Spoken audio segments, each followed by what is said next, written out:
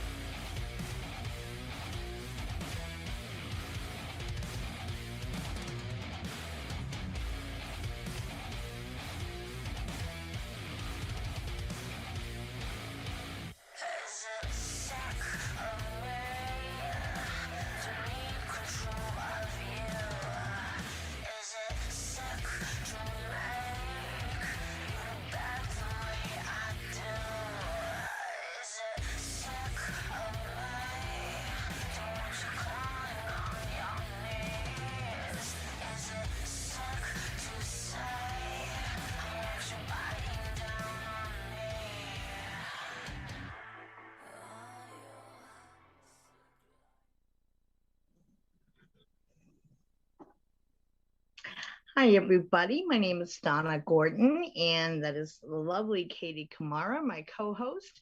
Welcome to Goddesses and Devils. And we also have Christopher here as well tonight. And tonight we're going to be talking about tattoos, the meaning behind them, why people are motivated to get them.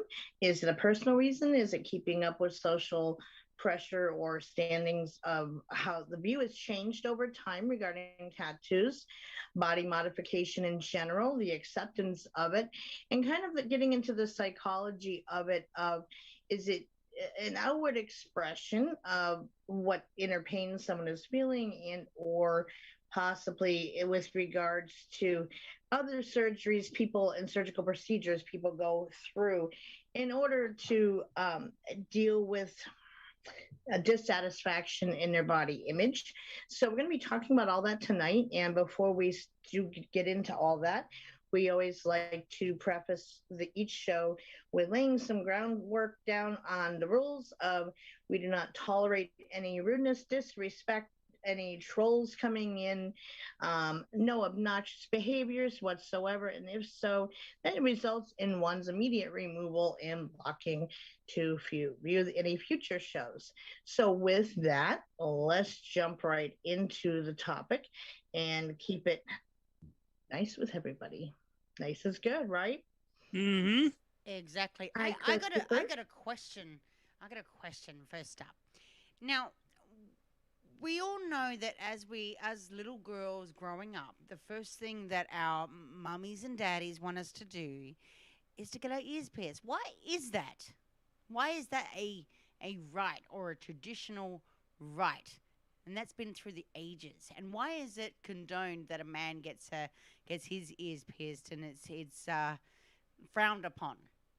And then it's misinterpreted because you put the earring in the wrong ear. Wow, that's a question I've always asked about my upbringing. I never was allowed to get my ears pierced because I was a guy. Well, that's just part of it too. Is how different people view it, different cultures, religious beliefs, etc. Some people pierce their daughters' ears in early infancy and use it. Some people use it as a way to identify the gender of the baby, which then gets into gender identity and so forth. But I remember for me, it was kind of put out there that I don't even ask to get it done until I hit fourth grade. My mother always kind of poo-pooed it until then, and even then I had to beg, cajole, twist her arm, nag, harass, and so forth. I don't know, it just seemed like such a big deal to get done. And looking back as an adult, there are times I'm kind of like, why do I bother? I know. um Well, you know in my family, I had to. It was I mean, there were a lot of. I had a lot of female cousins. Put it that way. And so, by the time we were two, we already had our ears pierced. And if we didn't have our ears pierced, my uncles and aunts would be asking, "Why haven't you got your ears pierced?" Well, that's what I mean. Like it varies from family to family with the practice of it. And I've never had the opportunity to ask those who get their infant daughter's ears done of the why behind it, or not giving the child a choice to say, yes, I'd like this done, and to make sure they understand the the consequences of it and the risk of infection and so forth. I think one should have an understanding of that, but we remove the choice from a lot of children in getting it done regardless and not waiting until they're of age to be able to Yeah, but have that I understanding. mean that goes the same with no, it's not just in terms of infancy. That doesn't just go into having your ears pierced. I mean, how many babies have I seen that have necklaces and anklets and Oh yeah. bracelets, and I'm like, what the hell are you doing? Like, but funny thing is that these pieces of jewelry are heirlooms. Majority of the time, they're heirlooms. And And what's I the deal with us men having to figure out which ear to wear an earring if we were allowed? well, and I understand the importance of an heirloom, and it's just that the choking hazard and so forth regarding children is kind of a scary thing. um Mm. Someone in my chat, Chris, is saying many of the Catholic Church pierce babies' ears. I didn't realize it was really a religious thing or Yeah, geared that's more true. predominantly, Catholic babies getting it done. But now that I'm thinking about it, um, looking at the population I've seen it done in, I could see that being a thing, I suppose. I just never have really given it thought to the being a religious related thing. And me, I don't know if that has an impact on it or not per se, but um, I've always personally for myself disagreed with having my daughters done until she was old enough to comprehend the ramifications of it, the risk of infection, how to take care of them herself, and so forth. And so, I mean, it should be an individual choice, I think, not deciding it for someone to do something. But that happens across many cultures too, with not just with ear piercings, but with even tattoos or the neck rings that stretch one's neck up in certain cultures, that add rings over time to where after a while they can't even hold their own neck up by themselves. They count on the rings to support them and they go all the way up under the chin, but it's seen as something that's beautiful. To the cradle boards that would flatten the back of the heads or the head strapping for the skull shaping and so forth. I mean, all these things, I kind of think it plays all into that same ideology, really. Now, Veronica, welcome. Do you have anything to say on this subject? Hey, Veronica. Hello, Hey. Monica. How are you guys? Everybody. I'm all right. Welcome to the chat. Thank you. Yeah, I was waiting for this one. I really like the subject. Sorry, I had my thinking cap on. I've been writing all day, Oh, getting ready for the Vegas thing, and it's been like, oh man, I need a break. So I'm here. And Yeah.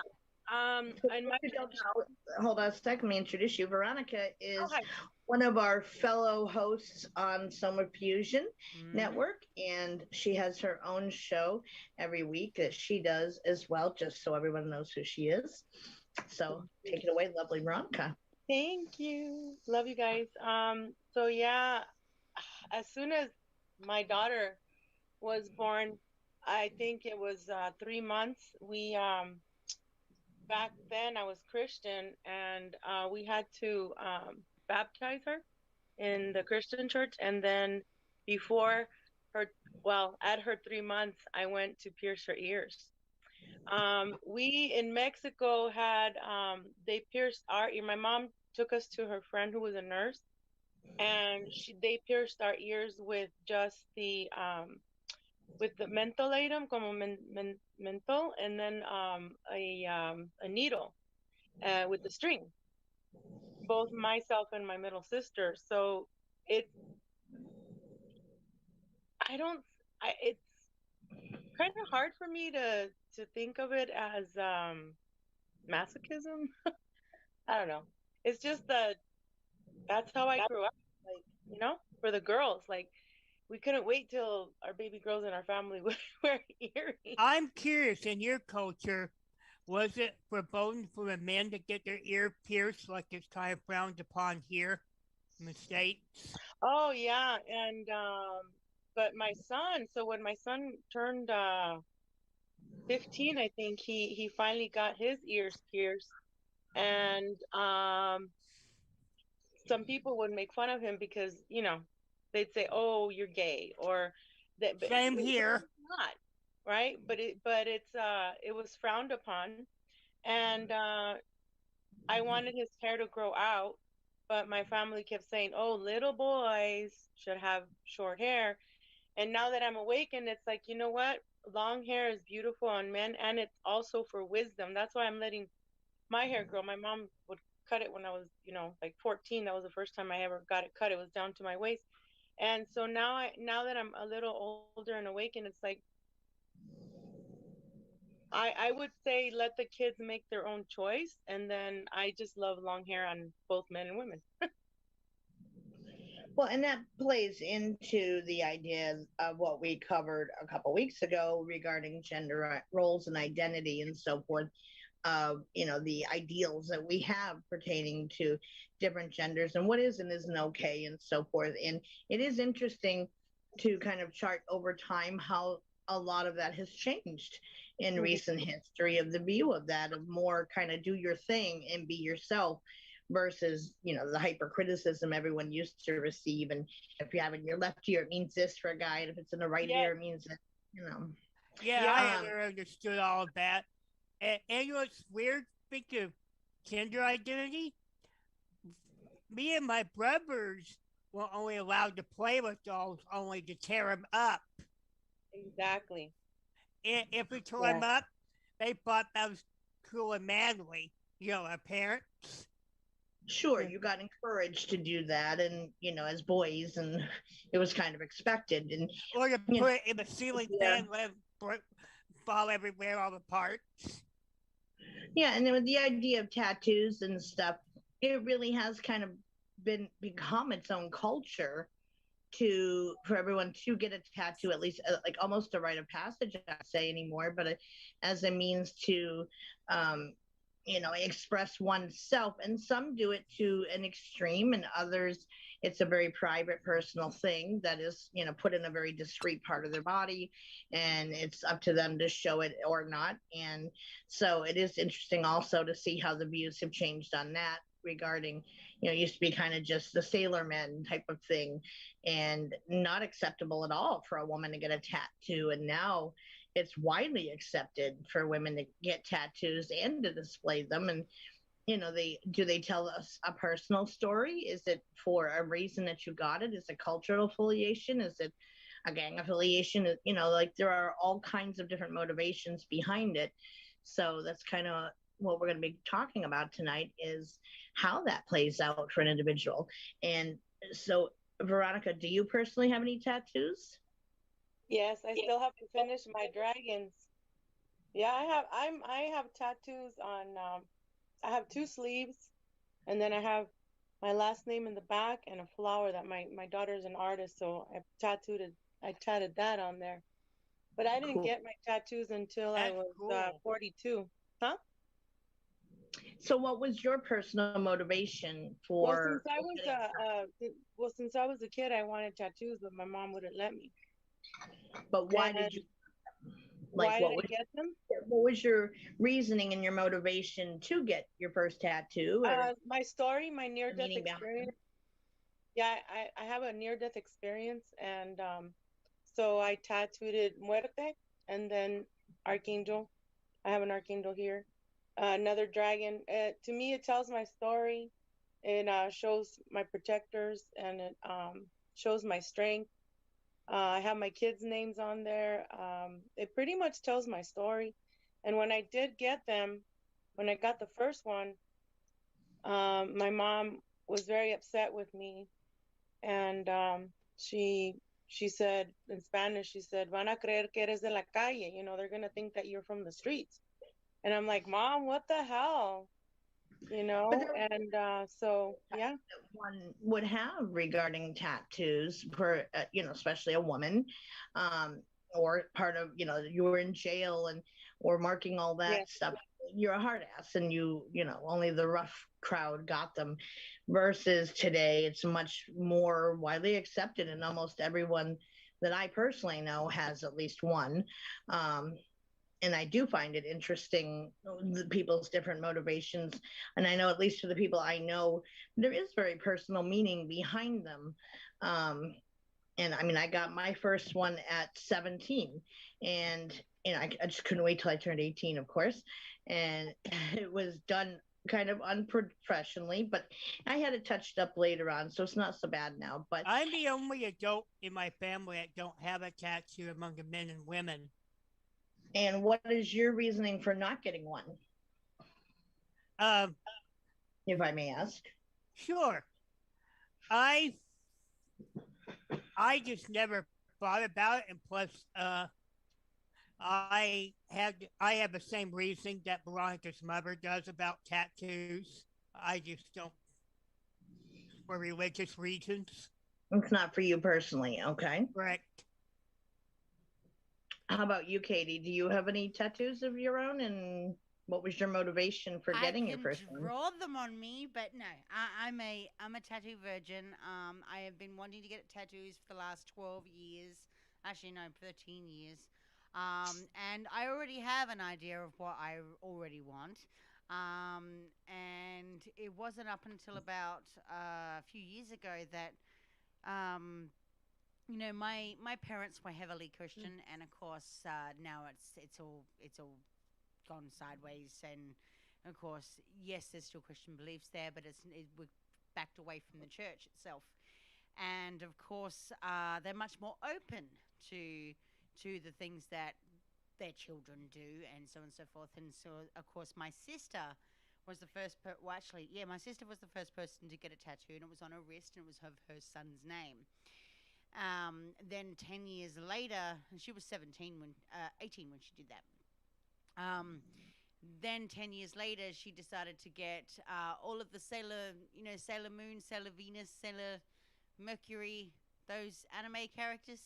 She got every single one of them all over her body with orchid flowers going from one side of the shoulder all the way down to her legs. And my sister saw that as an expression of who she was and what she believed in from the past, and the little mementos that made her her. And of course, now my sister is split from her husband, and of course, she's now got into burlesque dancing. So now, the tattoos make kind of a lot of sense in terms of the artwork that go with burlesque women. In terms of my brother, It's really weird. what's that? Now with tattoos, I don't care for anybody else. In fact, I love how they look on people, but for some reason, I still don't. The other thing is too is that a lot Weird. of people have been brought up to believe that tattoos. Katie, Yes. sorry to interrupt you. Sorry. That are having trouble hearing you. So if you can you hear me now? like Is that better? Yes, thank you. So the other thing is too is that a lot of people are brought up in belief that if you get a tattoo or something that is permanent on your body, what happens when you get older? Your body is going to shrink and shrivel and do all sorts of stuff, and it's going to look downright nasty. Now, every single person in my family, except for obviously my parents and me, have tattoos. And I've sat here for almost over 13 years wanting to get a tattoo, and I know exactly what I want. And it's because of the story that it tells and the person that I am. Because I'm a little bit of sultry, I'm a little bit of angel, I'm a little bit of devil. And so the first tattoo that I want on my body is a full set of angel's wings on my shoulder blades.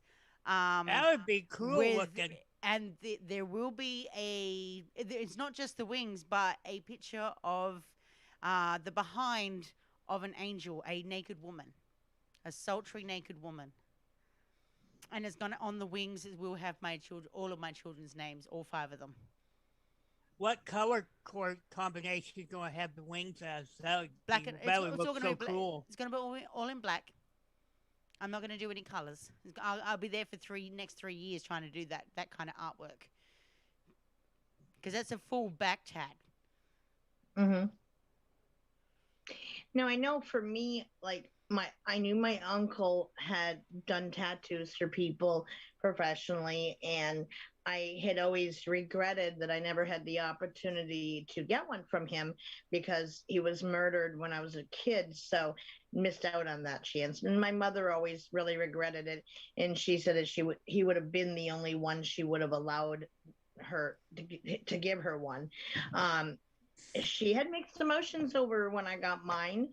She didn't say a lot about it one way or the other, but definitely wasn't something she was overly supportive of. And I tried to choose things with, you were just talking, Katie, about how, when you get older and how they're going to look. I was really thinking about that in the ones I chose after I became of age and found a professional artist I trusted. And how is this going to look when I get older and my skin isn't such, doesn't have the same elasticity, and in where I put them, as well as what images I chose. I got originally, the first one I got done professionally was on my thigh, and it was supposed to be a matching tattoo to my best friend's, but they turned out looking completely different. But I actually preferred the one I got better than hers. And I had it again somewhere where I could choose whether it got shown or not, whereas she had always displayed hers in very loud and proud places that would be unexposed skin. Um, and then as after I had my daughter, I had her name added around it in my handwriting, and just have the one on my back. And I've always wanted at least one more. But yeah, they definitely absolutely have meaning in my life of which ones I choose and why. I have an idea of what I'd like to get next time. Um, a tree with like three crows flying away from it, because crows are sacred in both my belief system, spiritually and personally. And um, the number three is very sacred in my life as far as having a lot of meaning in different ways. Crows So and bluebirds are a sign of good luck. they're messengers and protectors, and they're highly intelligent birds as well. So that's kind of what I'd like to get out of it. I don't know where exactly I would get it done right now, but it's something I've played around with. And, because as the cultural acceptance of them has changed over time, they've gotten hugely expensive compared to what they used to be. I mean, when I got the rose on my leg, that was like $30, and it's probably a good couple 2 to 3 inches big in total. And it's quite detailed, and it's going through a heart, and it's a couple drops of blood coming off of it or whatever. But and then years later, when I went to add my daughter's name to it, they charged me the exact same thing just to add my daughter's name around it when it was even in my handwriting. So they really had to just trace my writing on my leg, and that was it. And so, I've seen some of the prices, and yes, they're works of art and they're permanent, but yeah, it's gotten a lot harder to afford it. But people in my chat have talked about how addictive they are to get as well. And that also kind of leads into psychological questions regarding pain tolerance, and that fine borderline between pleasure and pain. And, in what way does it feel addictive to get them? I think it's different for everybody. Are we masochistic? Are we masochists if we get some sort of body modification in any way? Because obviously, Ow. Right? Part of I've it. been wanting. Sorry, Chris. I've been wanting to get a tummy tuck, and I'm like, am I being a masochist? Because with my near-death experience, they had to cut me from here to here. They took almost all my large intestine. Girl, with all this weight that I've lost, yeah, I I get want to you, get girl. a chin done. I want to Girlfriend, get the arms I get you. done. Uh-huh. Right. And So it kind of all interrelated, plastic surgery modifications.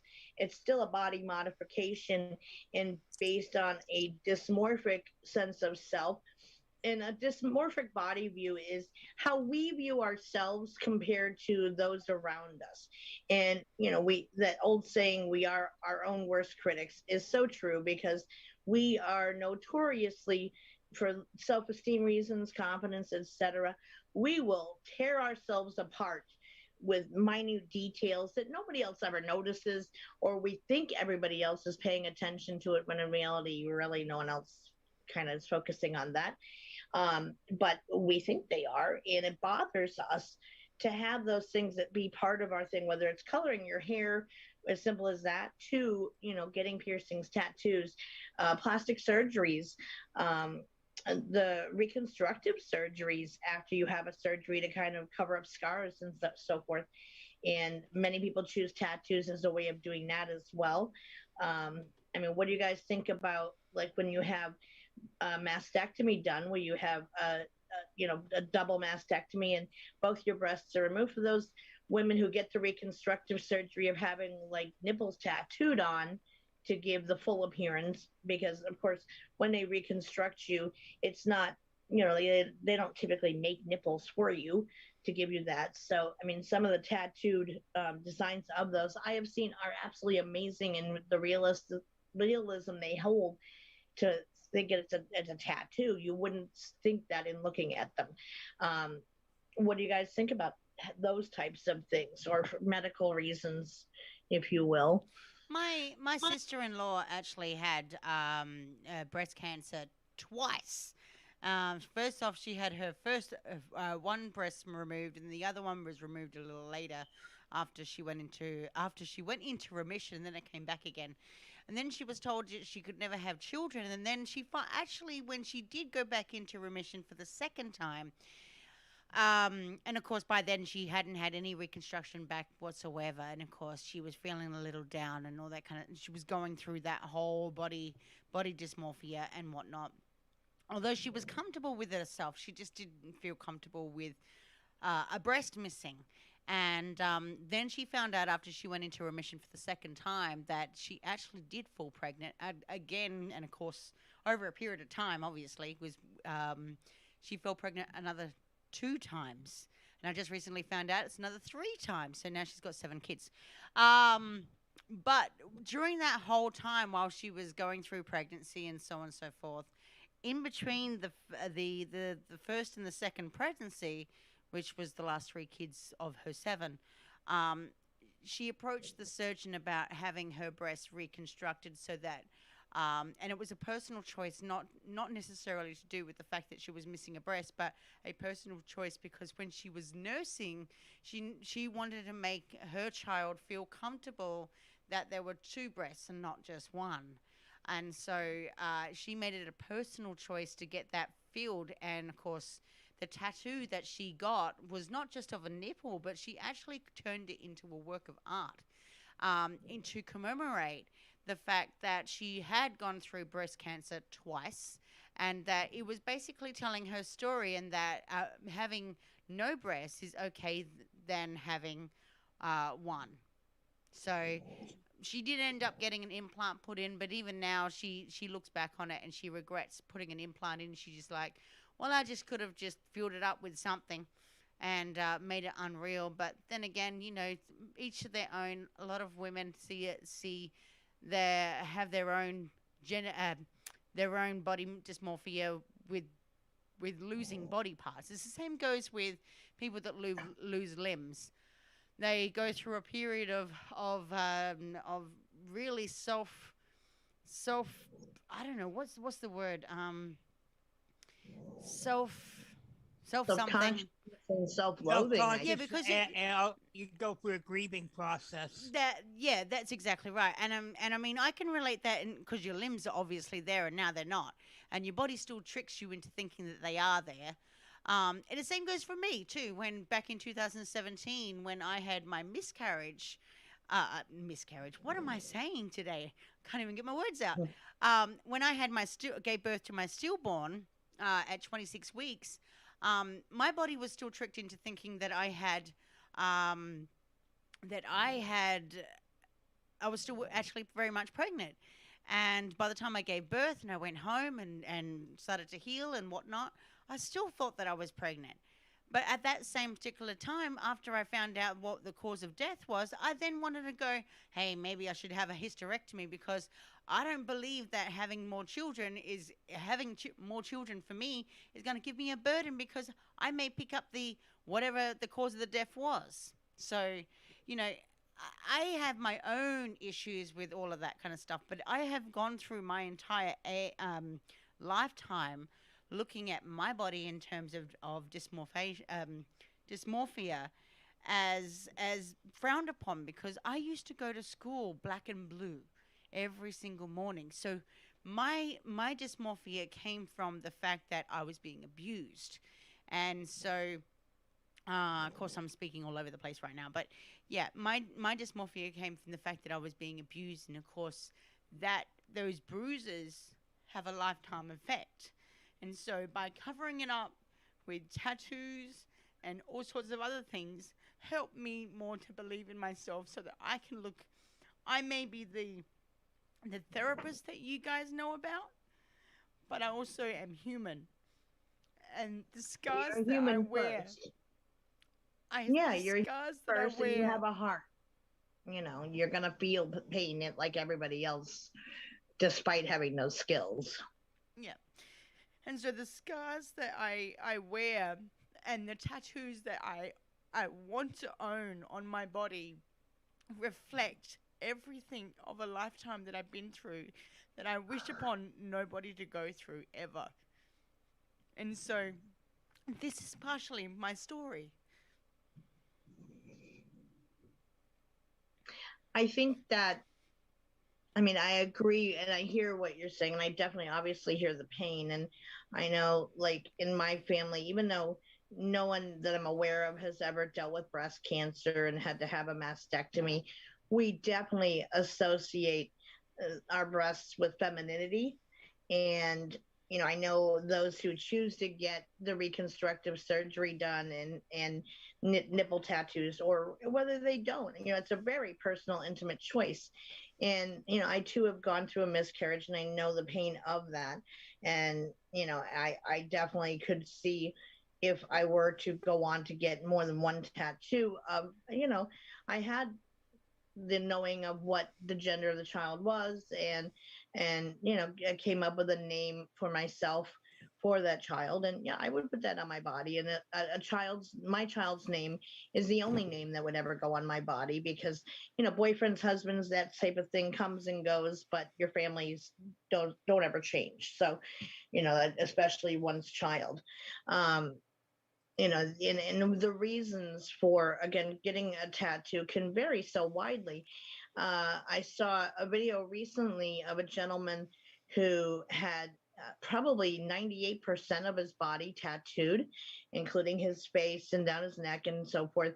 And his girlfriend was very accepting of that from him, and actually preferred him and loved that about him. And he had very different reasonings for doing it, but he made it very clear it was his choice. So he agreed to kind of undergo a uh, sort of an experiment, if you will, of having a makeup artist come in and cover all his tattoos with makeup, showing what he would look like completely, quote, normal. And he hadn't seen himself without a tattoo on his face since he was a teenager. And as he started getting them quite young, probably about 13. I think he was maybe from Australia or something, but he said how uncomfortable it made him wearing that makeup and to have them covered up, because it was such an integral part of who he was, and it was his secondary voice, if you will.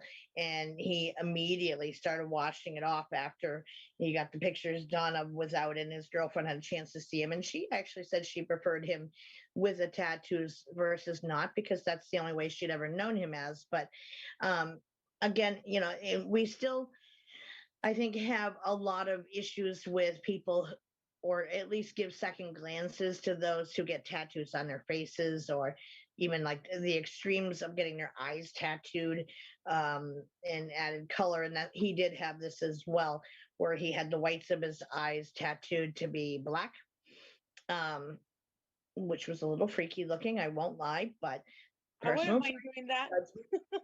It's extremely I would dangerous. love black eyes. It just was, unusual. And he kind of, while some people staring bothered him, overall he got used to it, and he just kind of shrugged it off. But Wow. to me, that is kind of going, personally, that's going to a bit of an extreme with tattooing. I've seen people who have, or seen videos of people who get eyebrows permanently tattooed on, or a fake lash line put in because they're missing theirs for whatever reason, and things of that nature. I could see, because it is startling when, if we see someone without those on their face, even if you may not immediately pinpoint what's missing, something is. So it's again a self-consciousness, and again the dysmorphia. um Tanya's asking, did he have horns implanted too? I don't think he had the horns, not this one, but it is, I have seen those that do. And Amanda says it is a very new concept, with women having surgery to remove breasts due to their illness and to place a significant tattoo of it of meaning. This has been going on for years now. Yeah, it absolutely has. And, the again, it's a personal choice, but I've seen also tattoo artists who donate their time for free to people who have had to have mastectomies done for whatever reason, and usually cancer, obviously. But he's doing the nipple tattoos for free, and just the people just weeping afterward to be able to have that back again, for one, and have it look completely natural. And they do. I mean, on camera, they look like a normal nipple. And it's interesting how people in society still respond to that, of whether you choose to get the reconstruction surgery done or not. I recently had come across a set of videos in Facebook Watch of this woman who did have a double mastectomy done. And the first video I'd seen, she was in a shower and kind of talking. She had a waist towel on, but she, I initially didn't notice the lack of nipples to know or see any scarring to notice that it was a mastectomy, and kind of like, okay, is this and I think the person's name was Chris, spelled with a K. So I'm kind of like, okay, is this a man or a woman? But we do use that to help assess gender in somebody. But it's just interesting that she's very, very public about displaying it, or not displaying it, or not hiding it anyway. But again, and that tattoos can be seen the same way. Again, there are those that have no issue putting in places where they're going to get seen, and it's a personal choice, of course. But what do you for those in my chat, in my group Willow Spend on Facebook, what do you guys think of getting it done for the sake of like self-esteem issues, that you feel really self-conscious about yourself when you're trying to hide something? Do you think that's an okay reason to get a tattoo done? Or do you think it should be done with more consideration of, again, long-term effects of the, is this going to look okay when I'm old and wrinkly? Or, and I know for me personally too, my grandfather, whom I greatly looked up to and admired in my life, and he was the one steadfast man in my life growing up throughout my entire lifetime. He didn't pass away until I was in my 30s. And he used to have this tattoo on his forearm of a naked woman, but she was standing with her arms up, mostly covering her breast, but it was from the side and very shapely, pinup model looking. And he used to entertain us kids by flexing his muscle, and we would call it making the naked lady dance, and used to beg him to do it because it was entertaining to watch. And as he got older, he used to kind of poo-poo us and asking us to do it, but sometimes we would ask just for the sole sake of bringing that memory back. But it became he was really the first person in our family who had them openly displayed, and that was accepted and okay. But there never was another woman in the family that I know of who has any tattoos before I got mine. My aunt got hers, but I think we're it, actually. I know last I knew, my daughter wanted to get some, but I didn't know that she actually followed through on it. She got into a phase of piercings more than tattoos at the time anyway. But it is a personal choice. And I think I do find it interesting, the stories they tell. And, people in chat are talking about everything from a drunken decision to a grief, regarding a pet paw, to hallmark the animal that they love so much that they just lost. And she was saying how, I don't know if I hadn't been going through that, would I have gotten it done? And getting it removed or covered up is, if you do the laser removal, it is highly, highly expensive, and can leave its own scarring, of course. But to get it done, usually lots of people will incorporate another tattoo done over top of it to kind of hide what any mistakes were and whatnot. Let's see, go back and read chat here real quick. Amanda says, with tattooing the eyes, it poses great danger to the eye. Some have damaged their eyes and have lost sight. Not many artists would do it, and not many artists would make up tattoos unless there's a good reason, while some just won't. Tanya says, there was one person after he died had his skin removed and tanned because of his tats. That's kind of creepy. I want to say, Sandy, the person, Kristen, that you're referencing is the same person I was referencing that I'd seen the videos of, where I first was kind of questioned. Yes, she just put her full name in chat, Kristen Tough Scott.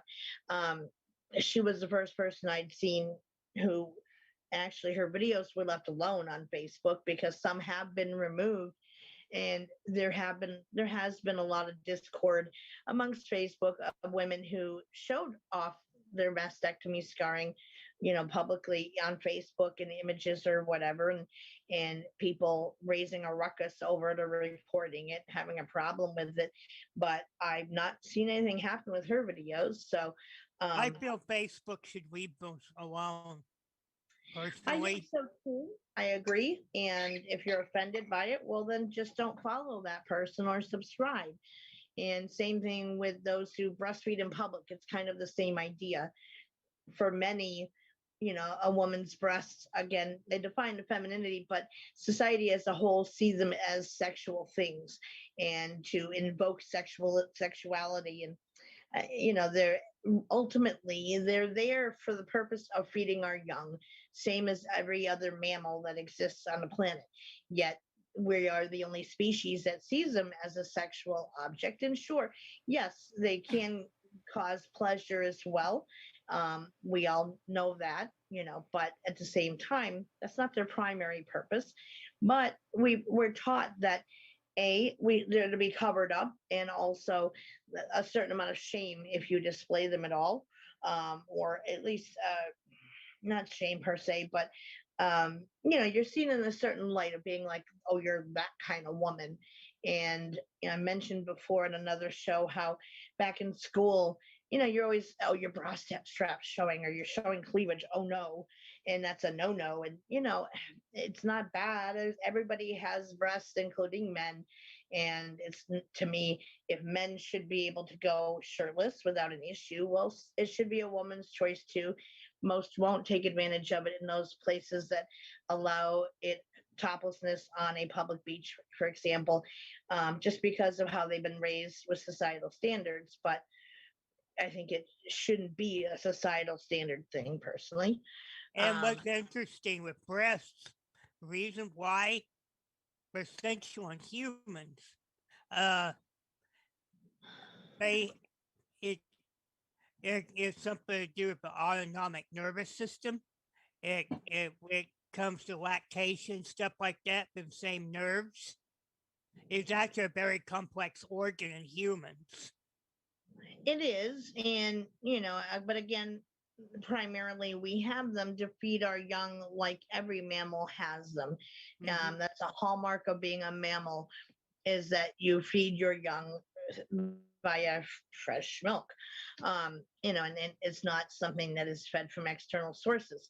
And yet society has placed all the sexualization on it, and it's something to keep hidden and so forth. And for those who get their breast or chest area tattooed in any way, typically many will do it far enough down that it can be covered by a shirt easily, and not have to have it openly displayed, because it's a very personal thing. In my chat, people are saying, let's see, Amanda said he valued the person who had their skin removed and tanned, said yes, he valued his artwork because it was an important part of him, so he didn't want them to be buried and hidden. He wanted to frame it and display it because they meant so much to him. I saw that article about him as well, really interesting. And Aaron says, from what I've seen on TV, people who go to extreme with tats are usually suffering from some kind of trauma and are lashing out due to loss of control. I don't know if it's much of a loss of control thing. It can be from trauma, to where it is representative of having survived that trauma in some way and a personal victory over it, but not so much a loss of control, because you are knowingly going for to receive the tattoo and are willing to sit through it. And I'm not going to lie, it does hurt to get one. It is a painful thing, and depending on where you get it on your body, it can hurt more than other places. And it is a personal choice of how much pain one can tolerate in getting one. I know for me, actually, when I got it on my leg, I remember being surprised that I felt kind of nauseated by the pain in the coloring in of it, versus what I got on my shoulder, which wasn't that bad. So I think, that it's one of those things that, again, how much can you tolerate with pain, and that fine line, again, between pleasure and pain. And I don't think it makes one masochistic to want a lot of tattoos. yes, I think you have to have a fairly decent tolerance of pain to get them done. But again, most tell a story of either a personal journey you've gone through, something you've survived, or in remembrance of somebody who's been lost. My brother got a big one. Whilst it's not great, but his idea behind it, well, it's a little creepy, but he ended up getting we had this tree in our yard at my house called the fairy tree, and it just looked like, like a fairy ring, or what's known as fairy rings, and it had like a tiger lily patch of flowers around it. So rather than just the tiger lily patch, he put in the tree, and then had headstones with the names of everyone we've lost in our family. So again, kind of creepy, and I wasn't thrilled with how it came out for him, but personal choice, of course. I thought there were better ways to remember our loved ones than that, but that was his choice in doing so. But lots of people can get those portrait tattoos done of their loved ones that they've lost, and some of those are absolutely beautiful and look just like the photograph. And for them, and that is how they remember their loved ones. Sorry, just my dog's a little chilly, so I'm putting his blanket on him. Let's see. Catching up on my chat. Renee says most can tolerate physical pain more than emotional pain. Yeah, that is true. And Marianne says that's men seeing them as sexual. It is for feeding our young regarding breasts. Amanda says tattoos are art while the body is the canvas. Tattoo artists refer to people as human canvases. That is correct. Aaron says, and he's right. The media has taught us to think if women have bigger boobs, that they're more desirable than two men, and it's all brainwashing. That is correct. And that's where you saw a lot of the breast augmentation of making them bigger and getting all the implants done for pleasing their spouse and partners. But then they obviously ended up having a lot of issues after post-surgery, depending on what kind of implants they got. But again, it's that body dysmorphia, that my body is not good enough as it is, and I have to do something to make it better. It's that kind of view of oneself. And, it can be carried out in what some would consider very extreme measures to promote that. And I've never seen to where any of those things genuinely make a person feel better about themselves, because it has to come from within, and it's work that needs to be done within oneself rather than external things. And it's not going to help one resolve an emotional pain per se, because it has to be handled inside, or dealing with past traumas and so forth. I think there's nothing wrong with commemorating one's survival from a trauma through the use of tattoos and so forth, but using them to kind of try to make that pain okay isn't going to resolve that. You have to do the work on inside of yourself. Tanya's saying, yes, getting the spine done is very painful. Well, that's the nerve center of the body. I would think so, yes. Let's see. I haven't seen Kat Von D in a long time. Tanya's referencing the face ones that she has, I guess, now. I haven't seen that she has any, but it's been a long time since I've seen her. Renee says, I've got a portrait of my Sharpie Rufus with his name below. Amanda says the most painful area to tattoo is the rib cage, followed by the palms of the hand and foot, due to the ways the skin is tighter and thinner, etc. Well, yeah, and there's been those people who choose to tattoo color on their lips as well, which, that's the eyelids and the lips are the thinnest skin on one's body, and I cannot imagine how painful that would be. We all know what it feels like if your lips get chapped, or you happen to have a little skin tear on your lips that feels very raw and sensitive. So not a pleasant thing. I can't imagine a needle hammering color into your lip. I don't think that's a place I would personally choose to get done. And she goes on to say tattoos on the palm of the hand and underneath the chin are the hardest to tattoo, because for the chin, it's difficult to lay the lines in the palm because the skin is so thick and deep that colors won't stay either. I know for myself, I wouldn't choose to get the palm of my hand done because I guess I use my hands so much that it wouldn't be practical for me. And as far as putting it on my ribs, I want to be able to see it. Although, I mean, the one on my shoulder, obviously, I can't view it without a mirror. But it's I think that again, where one gets them, it should be a personal choice. Now, Christopher, I know you said that mainly for religious reasons you choose not to get it done, but if you were, would you have a specific design or place you might get one done in? And if Yeah, so, why? I would put like a butterfly in the middle of my chest, multicolored one. Okay. And what would the butterfly represent to you? Freedom. To soar. So it's more of a kind of a something that you love and wish to rise up to be able to Yeah. have is freedom and to have that independence and freedom that a butterfly has. Yeah. Yes. And I know a lot of people I've seen a lot of butterfly tattoos and or flowers incorporated with them as well, and really gorgeous designs. Again, they're very, very pricey to get anymore unless you happen to have a friend. But I think that's been kind of my refrain in getting it done because being on a limited budget, you'd have to save towards it. And Multicolored tattoos are really expensive. yes, and what I would get, I mean, it would be done in black ink if it was the crows, and for both shading of the tree and of the crows, it would be in all black ink. But yes, I mean, if you want a really elaborate, the more elaborate and bigger the design, the pricier it gets. But even the smaller ones can, depending on the artist, be quite pricey nowadays. Let me scroll back up. Let's see. Crows and ravens can be interesting because they're not technically totally black if you look at the shimmering of their feathers. Correct. If you want it totally realistic, you're talking about some major money.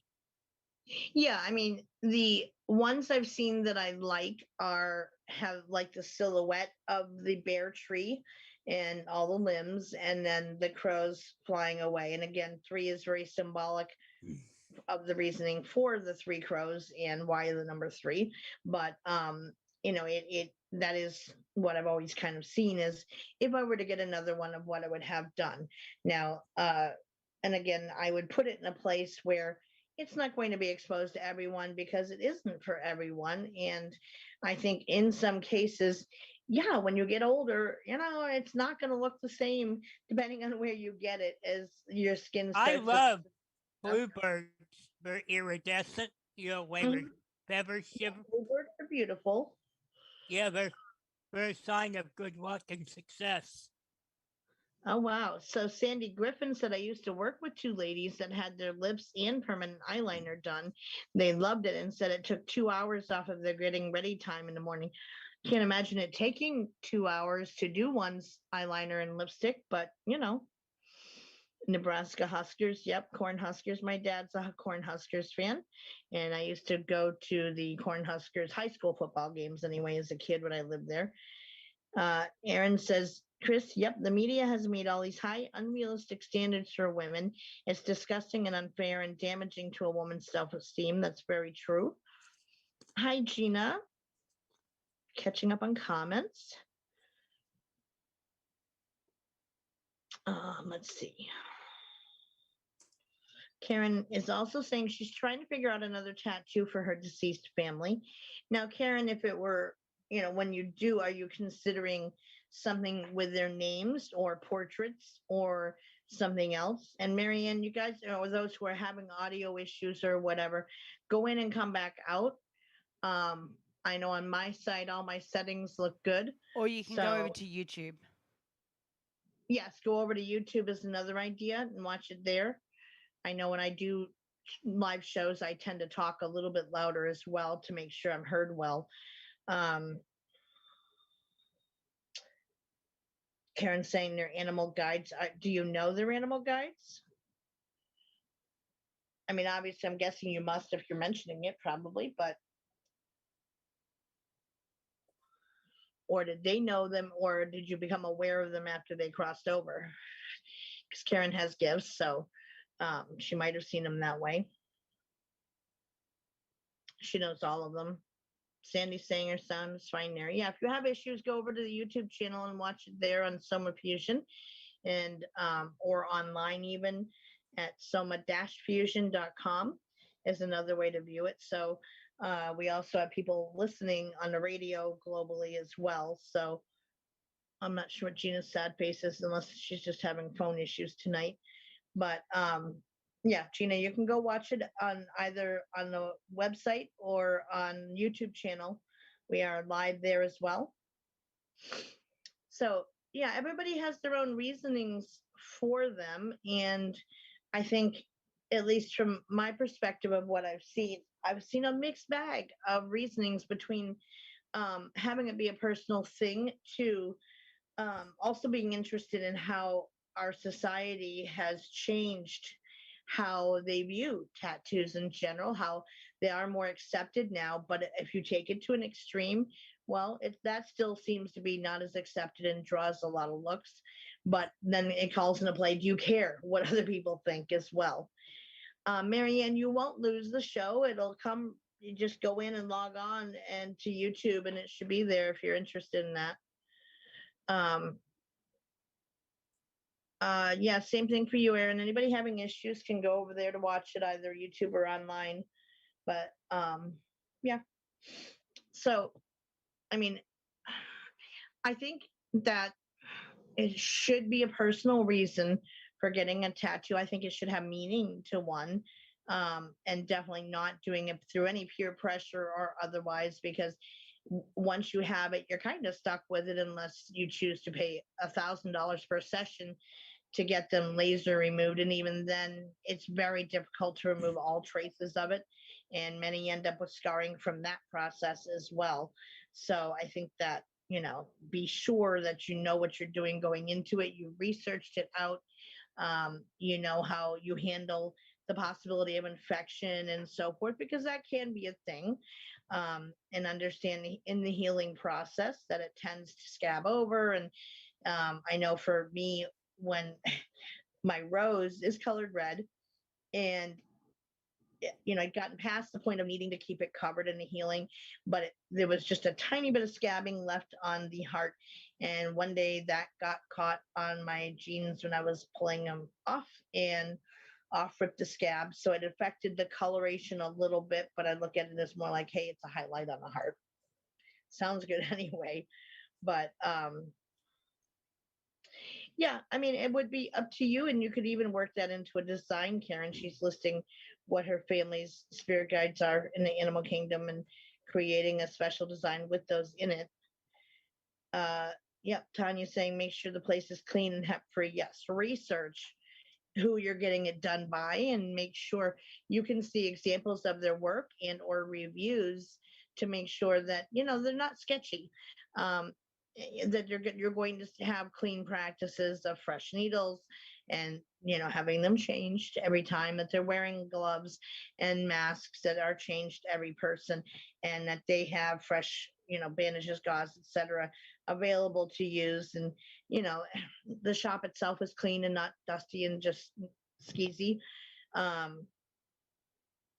Yes, and Aaron's saying make sure the person doing it is a professional and has a legit license to do tats also. Yep. So is black easier to remove, Sandy? I hadn't heard either way. I just know that the process itself of laser removal can cause scarring because it's essentially burning it off your skin. So I think getting a tattoo would be easier than going through the treatments for one to remove one.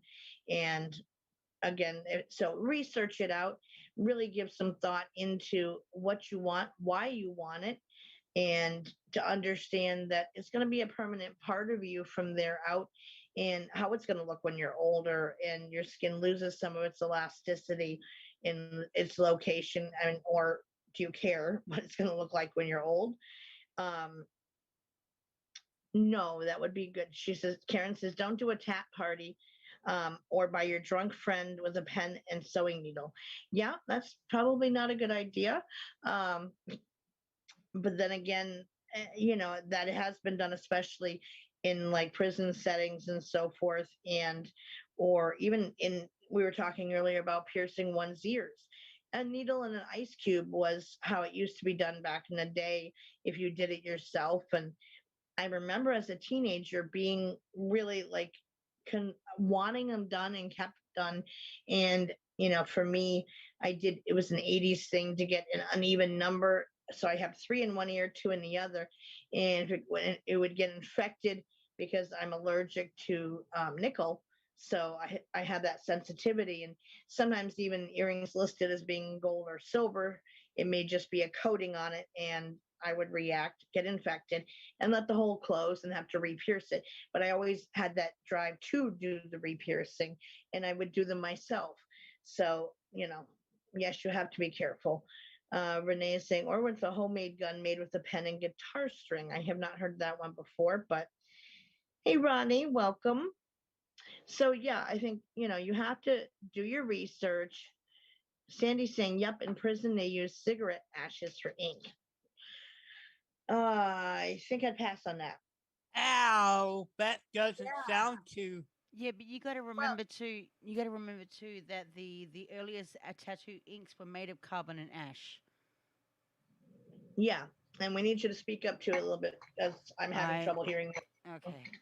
But yes, I mean the original ones, originally in cultures that did tattooing for different reasons, Polynesians, a lot of the Momoas and so forth, that was a sign to entering adulthood in many cultures, and they would use create the dye out of plant matter, and that would be where they got any colorations. I mean the Momoa society, they use just black ink typically, but others do use color, and yes, that's the earliest dye came from flowers and plant life. So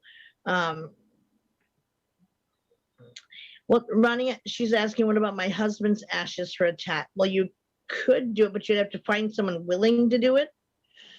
Well, it got louder. Well, it's better louder than lower, Tanya, I guess. So, I think that blowed out rays. Oh, I get what you're saying, Tanya, with the rays coming out behind the cross. Gotcha. Yeah, so do your research before you go and get a tattoo. Decide what design is right for you. If you have one in mind, if you can draw it yourself, great. But if not, then look through. They have catalog books and so forth, and you can kind of say, I like this part of this one and this part of this design to combine them together. Or here's what I'm thinking, and have them see if they can design something individual and unique for you. But be prepared. It's going to cost you. I've heard of some bigger ones being 300, 500,000, depending on, like Katie was talking about a full back tattoo. And yeah, that's going to be expensive by the time it's said and done, but she will be carrying a work of art on her at that point too. So, I think that even the other thing is, go ahead. The other thing is too is that for people who don't want to have a tattoo but still would rather a work of art or to experiment with art on their body, you can also do henna or ballpoint pen or water soluble stickers. They still work. You don't have. They're not permanent. You can wash them off over a period of time. Henna is very popular though. And I really like henna. But henna, for a lot of people that's associated with hippies or Eastern traditions in terms of religious connotations and whatnot. But I mean, if the other thing is too is that in terms of the history of tattoos, did you know that if a tattoo ink has metals, there is a rare chance that it will become hot during an MRI? Yep, I know. I heard a story of a lady trying it at the MRI at one of the local hospitals, and she screamed because of the pain. Well, sure, and they make sure that any clothing you may keep on doesn't have anything metallic in it, even threading. So, do you have a tattoo of it? Yeah, it's gonna burn Even some forms of plastic, they frown on it. Well, yeah, and so it was the metals. Because of the strength of the magnets, it's going to heat up the metal, and you can get second and third degree burns from it. So yeah, no bueno.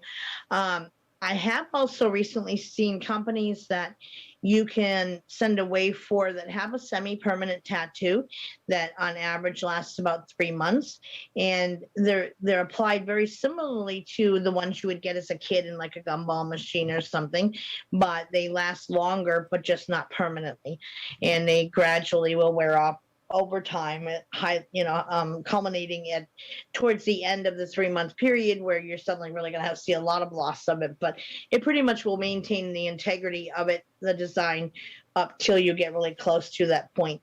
So they've come a long way with that, and you can even send them this company a design that they will make one like this for you, and that may be a good option to be able to wear it for a while to say, is this right for me? And do I really like it after all, or not there maybe, or different colors, whatever. But it's not going to be a permanent thing that you're stuck with if you absolutely hate it. We've all seen those what not to do tattoo videos where it's writing and they spell it wrong or whatever, and the person doesn't even notice, which is a face palm to me. But I can't imagine going around with that indefinitely. I would have to probably have another tattoo done over it or to integrate it to try to fix it, but depending on the writing and what it says, or whether it's cursive or not, or whatever, or different languages even. Some chooses a line of like Chinese symbols or letters from the Chinese alphabet to spell something, but it is completely not what they think it means.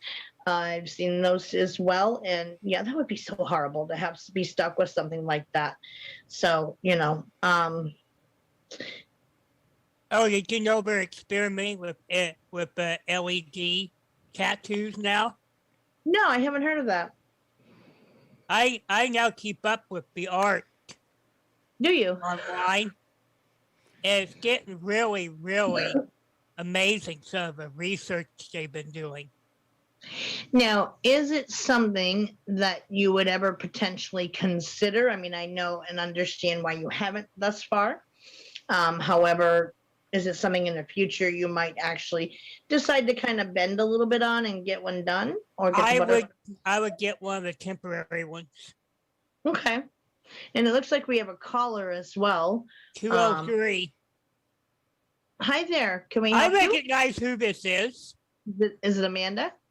Mm-hmm. Hey, sis. Very good, Christopher. I remember my numbers. That's because I have it on my contacts on my phone. But most people just have it, like, know the name of the contact, and we don't bother memorizing the person's phone number anymore. Yeah, I don't. I'm old-fashioned then, right? You are, I Yes. guess. You are unique and one of a kind, Christopher. I'm So, still hey, one of those. sis. Hey, Christopher. Hi, Hey, Amanda. Katie, my love. Somebody is saying some are scannable and will play music. Tanya says that. Now, are you talking about like a tattoo is scannable Have and will they- play music? Yes. Have So they really? some of the That tattoos too. now, they're actually doing barcodes, things like that, where you can actually scan the tattoo. A lot of times it's through your phones and things like that. There's apps that are adaptable to it, and when you scan it, it plays back whatever you have put on your arm. So they're scannable tattoos, and it's pretty much following a certain pattern, and it's recognizable only by that system so that it plays the tune or whatever. They really come a long way with tattoos. As Christopher was saying, as I was on the line, they actually are making tattoos where they do react to ultraviolet lights, which are your black lights and things like that, and will glow. Sometimes they can do it depending on the pigmentation of the ink, with neon type of colors. So like talking about oranges, greens, blues, they have to have that neon effect to them. And what happens is it's a form of bioluminescence where there are reactors inside the ink that reacts with this UV light. And it's similar to what we see in the deep oceans, where you have animals such as the squid, where they'll actually glow in the dark.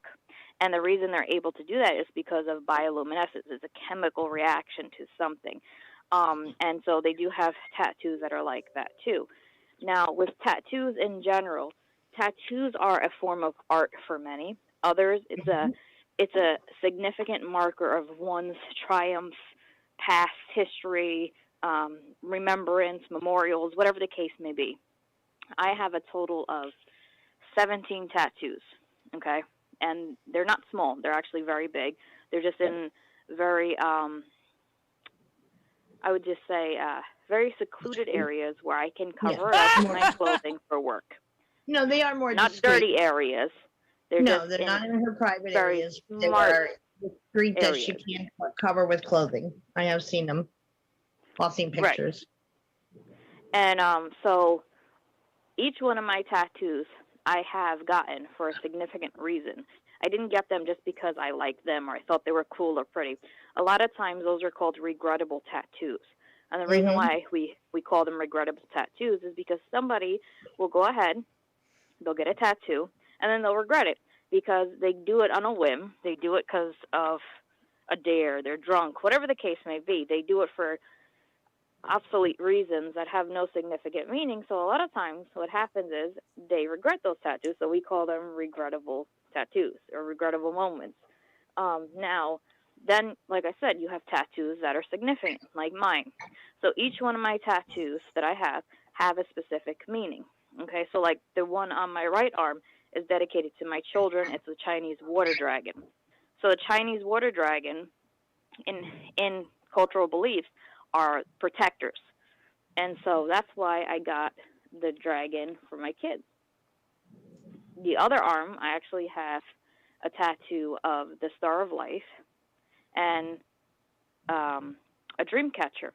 And that is to represent my parents and also represent my dream as being in the medical field in any which way that I had chosen. And I was an EMT at the time, so I did that for that reason because I wanted to pursue this as my life. It was always my dream to be a doctor or some sort of professional that helps people. And my father is a doctor. My mother has Native American heritage, so therefore that was a dual-purpose tattoo. Sometimes tattoos can actually have a lot of meanings in that sense. Now, I have 4 going across my back. One is a naked fairy, but I decided with the fairy that I was not going to put nipples on her because I didn't want her to be obscene. I wanted her to be majestic in a sense. So I designed that tattoo for that reason, but the fairy represented me. I'm a free spirit. I'm loving. I'm caring. I'm earthbound. Yes, you are. Yeah, so that represents me as a individual. Then I have Chinese symbols in the middle of my back, which represents 2 of the finer things in life, which is love and lust. We all have love. We all have lust. We all have desires. So it really represents the desires in humanity, the desires in myself. Across from that, I have a rose. Okay, and the reason why I'm running down this list, I'll make it and tie it in together at the end of my spiel here. So the rose represents blooming, right? We all start off as little seeds. We grow. And we turn into these beautiful roses, right? So the rose that I captured was a rose that was already opened, and it's a purple rose. It's not a rose that's red or anything like that. It's a purple rose because that's a color that I appreciate and I like. Now, with that rose, like I said, we're also like a rose if you think about it. Humans, okay? This is where it ties down to. Humans are like flowers. First, they start off as seeds, right? They're implanted in their mother's womb, and then they grow, and then they blossom. They start off as little buds, and then they grow up, and they pretty much turn into these beautiful creations, right? Eventually, what happens with a rose is they wither, they die, and the process starts all over again. So that tattoo represents life and our process through life, okay? And then on my lower back, all the way up to my middle of my back, Now, this is a very massive tattoo. It took 7 hours to complete, which I sat there for 7 hours because I didn't want to go back because I didn't feel like it. I just You're wanted brave. it done. I could deal with pain. Trust me. She It's is. not fun, but I could deal with it. Now, that is a phoenix. Now, the reason why I have a phoenix is because, like many know, and if you don't know, I'll explain it. A phoenix, what it does is it rises again from its flame, so it's reborn. And no matter what trials I go through in life, I will rise up, and I will always rise up. And that's why I decided to get a tattoo of a rising phoenix.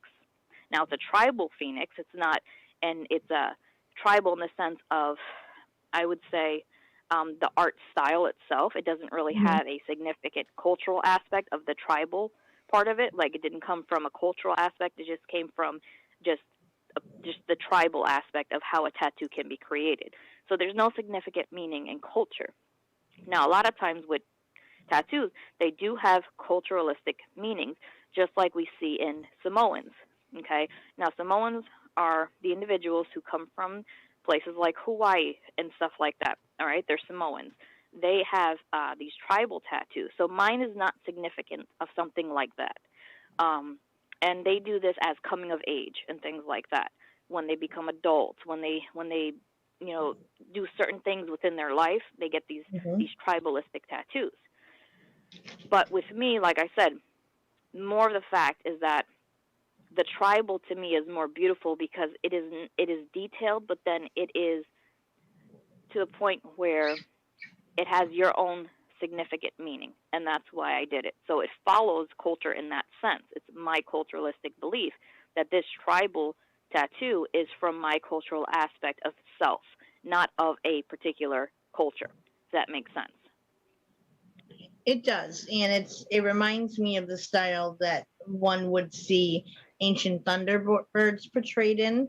Exactly, and that's yes, what it also can assimilate to be too. If you look at it, you can either say, okay, it could be a phoenix, but then there's fire below it. That's what gives it away, but it's a tribal fire.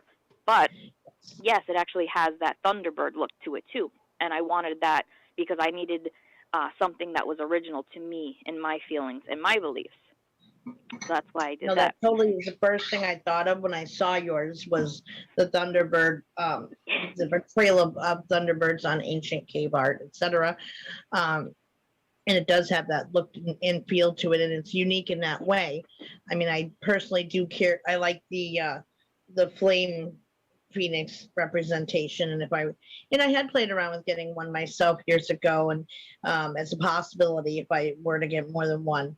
The crow design is absolutely with the tree is kind of a definite as the next one. But in thinking of in general tattoos, I had thought of that for myself as well. Marianne, Amanda has the bird named Willow, ironically. Yeah. Yes, I do. Yeah, people are saying Willow. they can hear Willow in the background. So Yeah, Willow's he's a still up and character. about. Willow's my buddy. And sometimes when I go on camera, in the past, you can actually see him where he'll sit with me and join in and talk. He hasn't really dropped any F-bombs because that is his favorite word, thanks to my husband.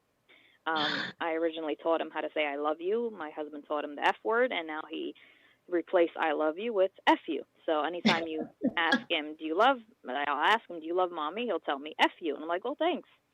That's great. So my bird religiously tells me to go F myself, in a sense. Well, go fuck myself. But it is adorable when he climbs the camera and, peers over into the lens. And I've hear some of his thoughts at those times, and they're quite interesting. But it's done with intention, absolutely. And he likes the attention from it and the energy that he gets from everybody as well. So, he really gets it. He's a character. He truly is. Yeah, he is. He has his own little personality, and he's highly intelligent. He's does things with intent. People say animals don't have intentions, they don't have thoughts. Yeah, they do. They're not just all primal, but they do feel, they do think.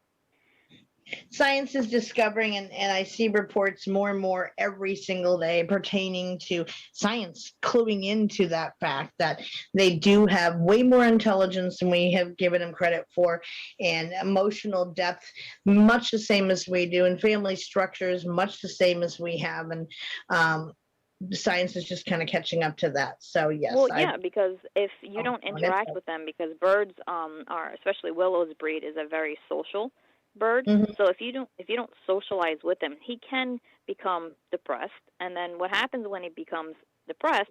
He starts behaving in bad behaviors where he can start plucking, it's called, where he'll actually pluck at his own. He doesn't do it because he's very well engaged, but I've seen it before in the field that I work in, where these birds, what they'll do is they start self-mutilating themselves because they are just so upset and so sad that this is what they do. And, people don't understand that it has a direct connection to socialization and the fact that they are social creatures and they need that socialization. You know what I mean? And with Willow, because he has all the attention he needs, he doesn't do it. You know what I mean? Yeah, animals can develop mental health issues much the same as we do as well. So they have been showing lately that through MRI scans and so forth, that when shown emotional stimuli, that the same areas of their brains light up as what we have in our brains, and that is a thing, that they have that response, and many just don't ever, they're just an animal, and no, they're not, they're more, and people are just starting to clue into it. Sorry, I'm just changing up my power cord here. You know what that tells you? Nature doesn't fix what ain't broken. Well, yes, and many just again, it's that ideology, I think, that stems originally in a lot of the biblical texts, that of the interpretation of that text, saying that we have dominion over everything on earth, that we are the supreme beings here, and we're really not, and that many are being now shown to have or surpass us in intelligence and emotional depth. So you're like,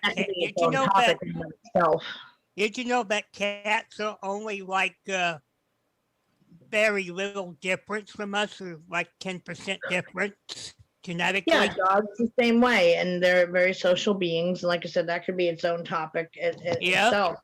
But with and regards it does tie into behavior. It does. Right. It does, absolutely. So, have a good getting night. Back We on. love you. And Night, someone in chat said it's an individual personal preference and meaning to everyone, whatever the design means to the person wearing it. And ultimately, yes, I agree. I think that ultimately it should be, and it shouldn't be done for the wrong reasons or in keeping up with the Joneses attitude, or I think for those that do kind of get addicted to it, I think perhaps that addiction aspect of it should be looked at, of the why. But at the same time, it's still one's choice. So if that's their choice to do it, whether it's because they're addicted to it or not, are they addicted to the pain of it, or is it getting the process of seeing it develop on your skin and that it's a permanent thing? I don't know. I've never really talked to anyone in particular who is addicted to the process to see what their personal motivation I wouldn't be addicted to it. It just makes me cringe. I'm also chicken too.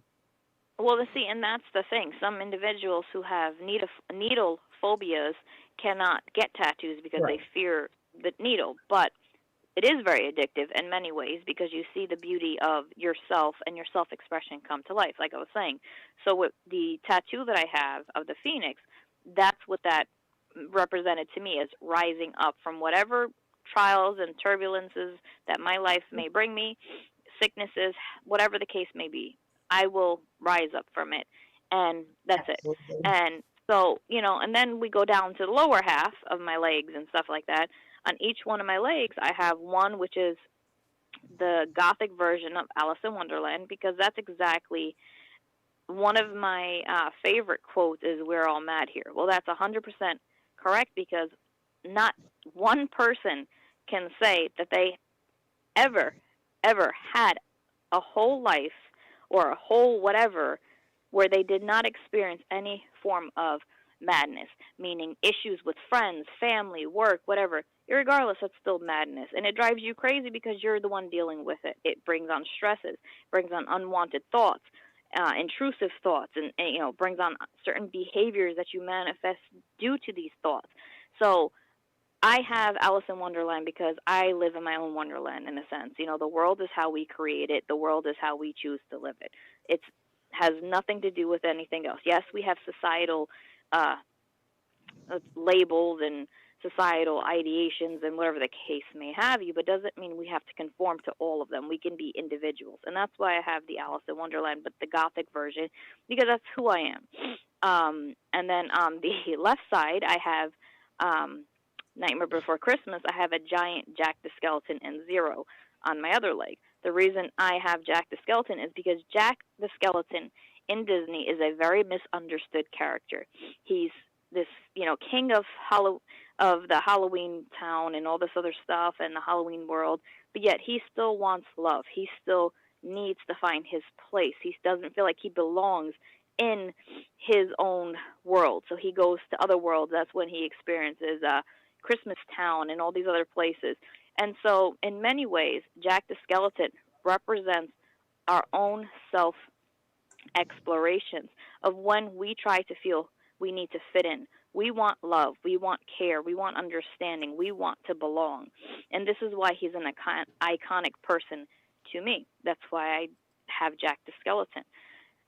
On my lower part of my leg, I have a owl, which was dedicated to my grandmother who passed away in 2014 on Valentine's Day.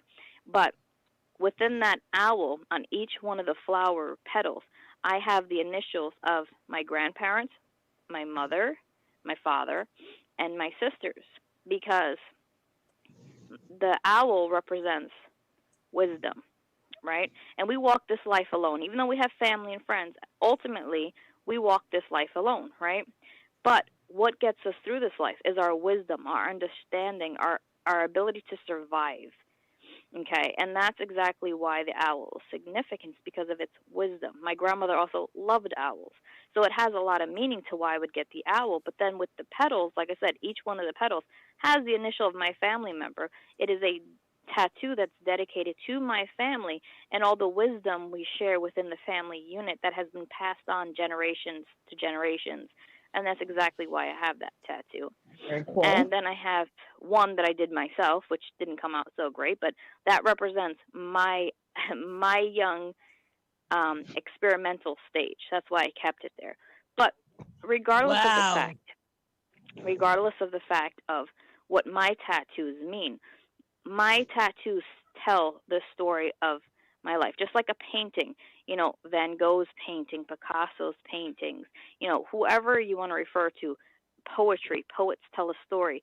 So in many ways, my body is a canvas, yes, to my art, but my tattoos also tell a story. A lot of times people are judged because they have tattoos. They are judged in the sense that people believe they are unprofessional, they are not trustworthy, they are not reliable, they're part of gangs. They have so many negative labels that go with tattoos and body piercings and etc. I have body piercings too, but we're not going to get into that because the topic's tattoos. But I have those too. Now, remember, like back in college, I used to cashier at Walmart, and part of their policy was if you had anything on any part of your body that was visible skin, for the dress that they make you wear for the work, and that you had to cover it, whether it was piercing or tattoos, you had to cover it with a Band-Aid. To me, that looks usually much more attention getting than just seeing the actual tattoo or piercing would be. They've relaxed a little bit with that. I've noticed through seeing other cashiers, and now, we're going back 20 odd years since I've worked there, but it's more commonplace now to see people with their piercing showing, or if they happen to have a hand tattoo, whatever it is, that's more allowed now. But so again, it's that shift in our thinking as a society to where it's more of an accepted practice now than it used to be. And it has made me wonder, like for a while, it almost became a fad slash craze to go get one as a rite of passage, perhaps, or again, in creating that addiction to getting them. You saw tattoo parlors pop up on every street corner, and just becoming much more globally acceptable, I think, in most cultures. I think it's cool that for me, it is the same way as you. You have way more than I have, but been more circumstantial why I don't. I would if I had the opportunity to, but even on my shoulder, I have a shooting star going past the moon with like a rainbow tail, and that ideology of make a wish type of thing, and the magic of the moon and of shooting stars, and holding on to that innocence of childhood and the belief that anything is possible, if one can believe. And that's what that represents to me. But again, I keep them, I had them put in places because I knew I would be in a professional work world where it might be frowned upon. And I've heard of different teaching professions, etc., where people would get dismissed for having them shown, or showing even say if they had partial sleeve or whatever, and their sleeve happened to slide up one day and a kid saw it or something, then they would try to fire the person for that. And it's not as much anymore, but there are definitely still those standards that exist in different work. Right. It's a form of imagery, right? So society has a certain image of people and how they should look, right? They should have the normal hair palettes, they should have normal skin tones, whatever the case may be, right? And what happens is, now when you go against that, now all of a sudden you are being classified as a societal outcast. And I've worked at several companies where they complained about my eyebrow ring, they complained about my tattoos. I put in a clear retainer for my eyebrow ring. I kept my eyebrow ring in. I put a clear retainer in. That way nobody could really notice it. And as for my tattoos, like I said, I've always got tattoos when I picked them in locations where I could be able to go to a job and not have anything visible. Did I really care? No, but I was doing it for the sense that I needed to work, I needed to provide a living for my family, I needed to somewhat conform even though I didn't want to. So the way around that was to have my tattoos, but put them in places that are less visible, in the sense of if I could wear a, like I would say a long sleeve. In the summer I would wear a longer short sleeve that goes up to my forearm, or right about to my elbow, where it covered my tattoos. And, I worked on an ambulance. I worked in the hospitals. It was a very big thing. Nail color was a big thing. You couldn't have black nails, etc. You had to have certain grooming techniques done. You had to have your hair done. It was just a bunch of nonsense. And eventually people started fighting it. And it got to the point where we brought up the question in our facility, well, why does my tattoo make me not good enough? What does a tattoo do? Does it curse at you? Is it vulgar? Is it disrespectful? Is it showing, anything that's culturally inappropriate? No, it's not. So what's the problem? What is the problem? My tattoo does not justify my work, because I still have my tattoo inked in my skin as I'm performing my daily tasks, and you have no issue with that. So what's the issue? And so we raised that question, and we got away with tattoos. Piercings, we did not. They definitely made a good point that if you have facial piercings, if a patient decides to become combative, there's a good chance that they can rip it. And so, yeah, I agreed with that. I got that. I understood that. But the point is that sometimes these tattoos lead into, deeper behaviors, deeper expressions, more sadistic practices, in a sense. And I know Katie started talking about it. Katie, are you there? I'm here. Katie, I know you started talking about it earlier, and then, the topic switched. But there is a practice that I wanted you to tell the audience about, and it's called scarification, and it's a form of body modification similar to like a self-mutilation.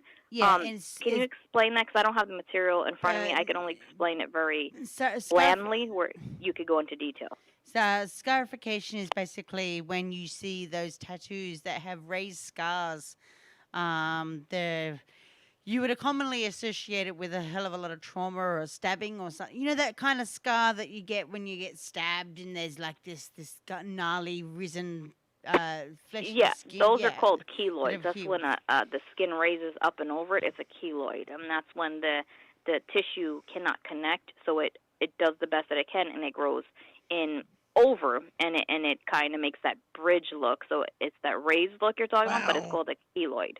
Yeah, and of course they use it again for well, the behavior behind it anyway is the rite of passage, the hardening of trauma procedure, a non-adaptive sexually selected character, or an adaptive pathogen-driven sexually selected character. So there are also aesthetic, religious, and social reasons for scarification. Mainly, and I know this because my first husband was West African, and he does have scarification on him. It's commonly known in West African tribes to mark milestone stages in both men and women's lives. They also do scarification for genital mutilation as well, if you don't already know that. Um, and of course that goes into puberty and marriage. It also goes into the reason why doing scarification is to transmit complex messages about identity. So you might see scars that are done through scarification that have numbers on them or letters. You remember the days when the religious organizations used to do branding. Branding is another form of scarification. Um, Mm-hmm. and so by having such permanent body markings may actually emphasize the fixed social, political, or religious role in said person.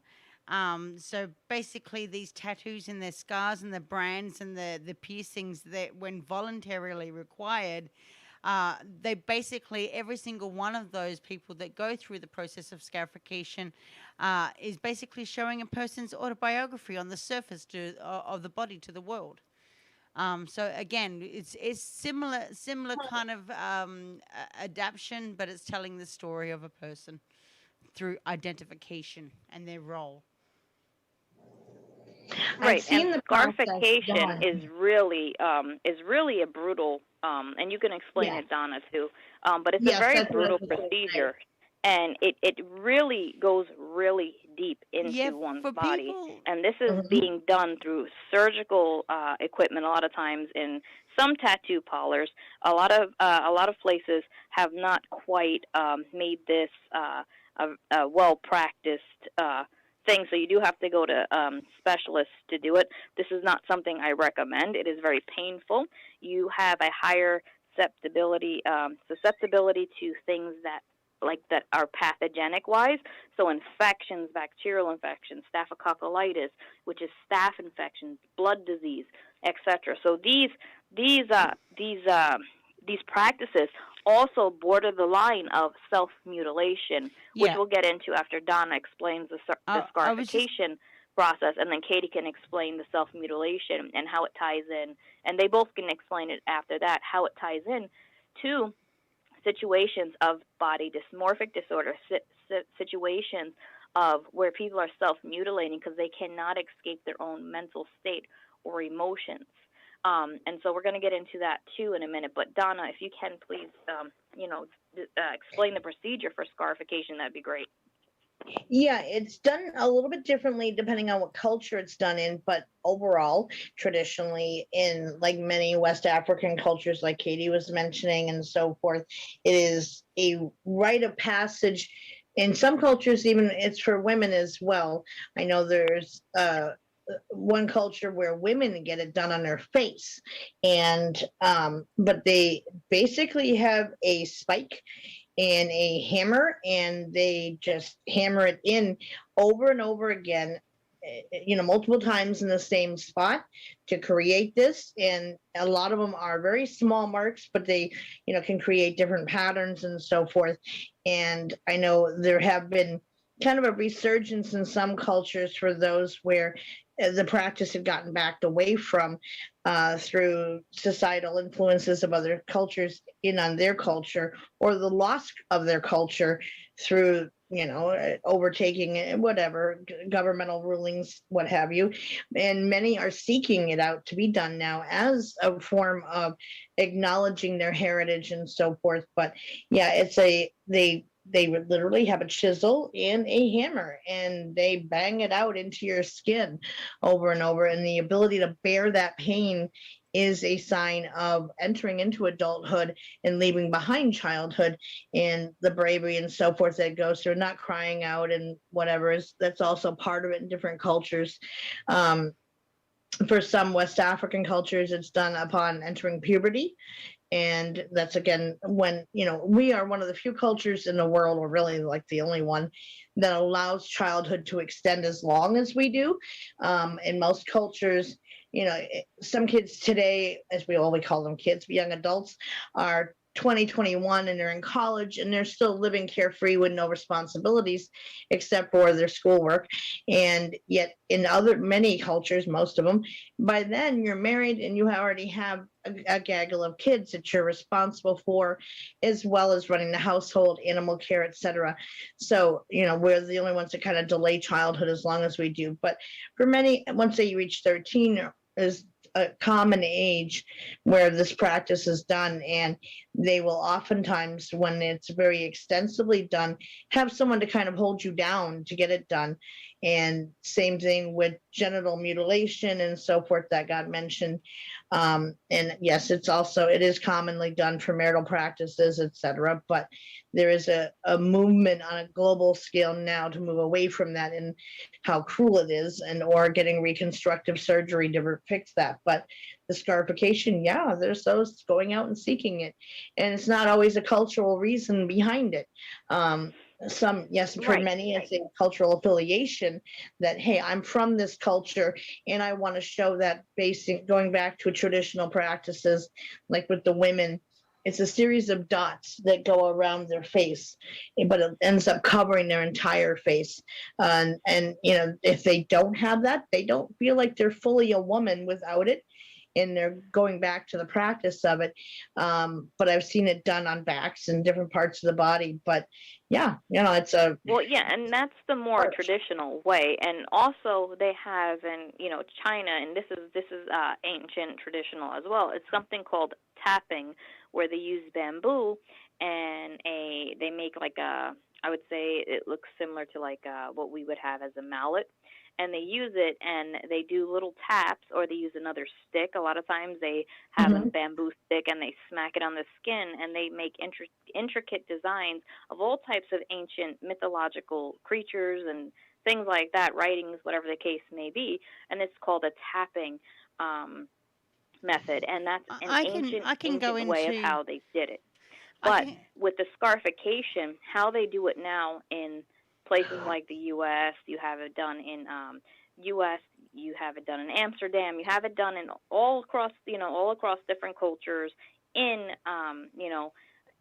in society now, where the scarification process is used by taking scalpels and actually cutting into the skin and removing pretty much down to the second layer of skin, because you have 3 layers of skin, right?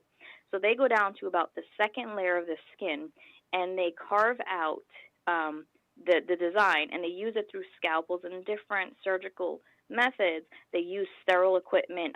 Some places, obviously, it's like picking a car, right? You go to a dealership that you trust and you feel is and you're confident is not going to sell you a lemon. Well, guess what? Tattoo artists are the same way.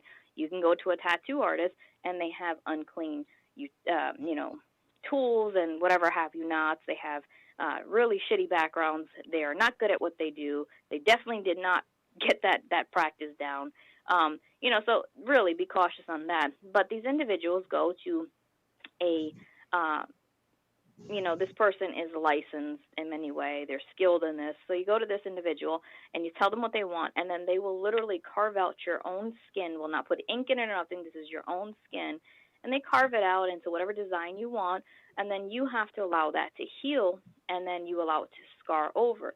Now, these are one of the most extreme parts of it, and like I said, people, what they're starting to see, and this is not everybody, but this is what, doctors and stuff, science, people in science believe, that these are people who get these extreme types of, we'll say, body work or art, are usually ones who suffer from certain types of behaviors, right?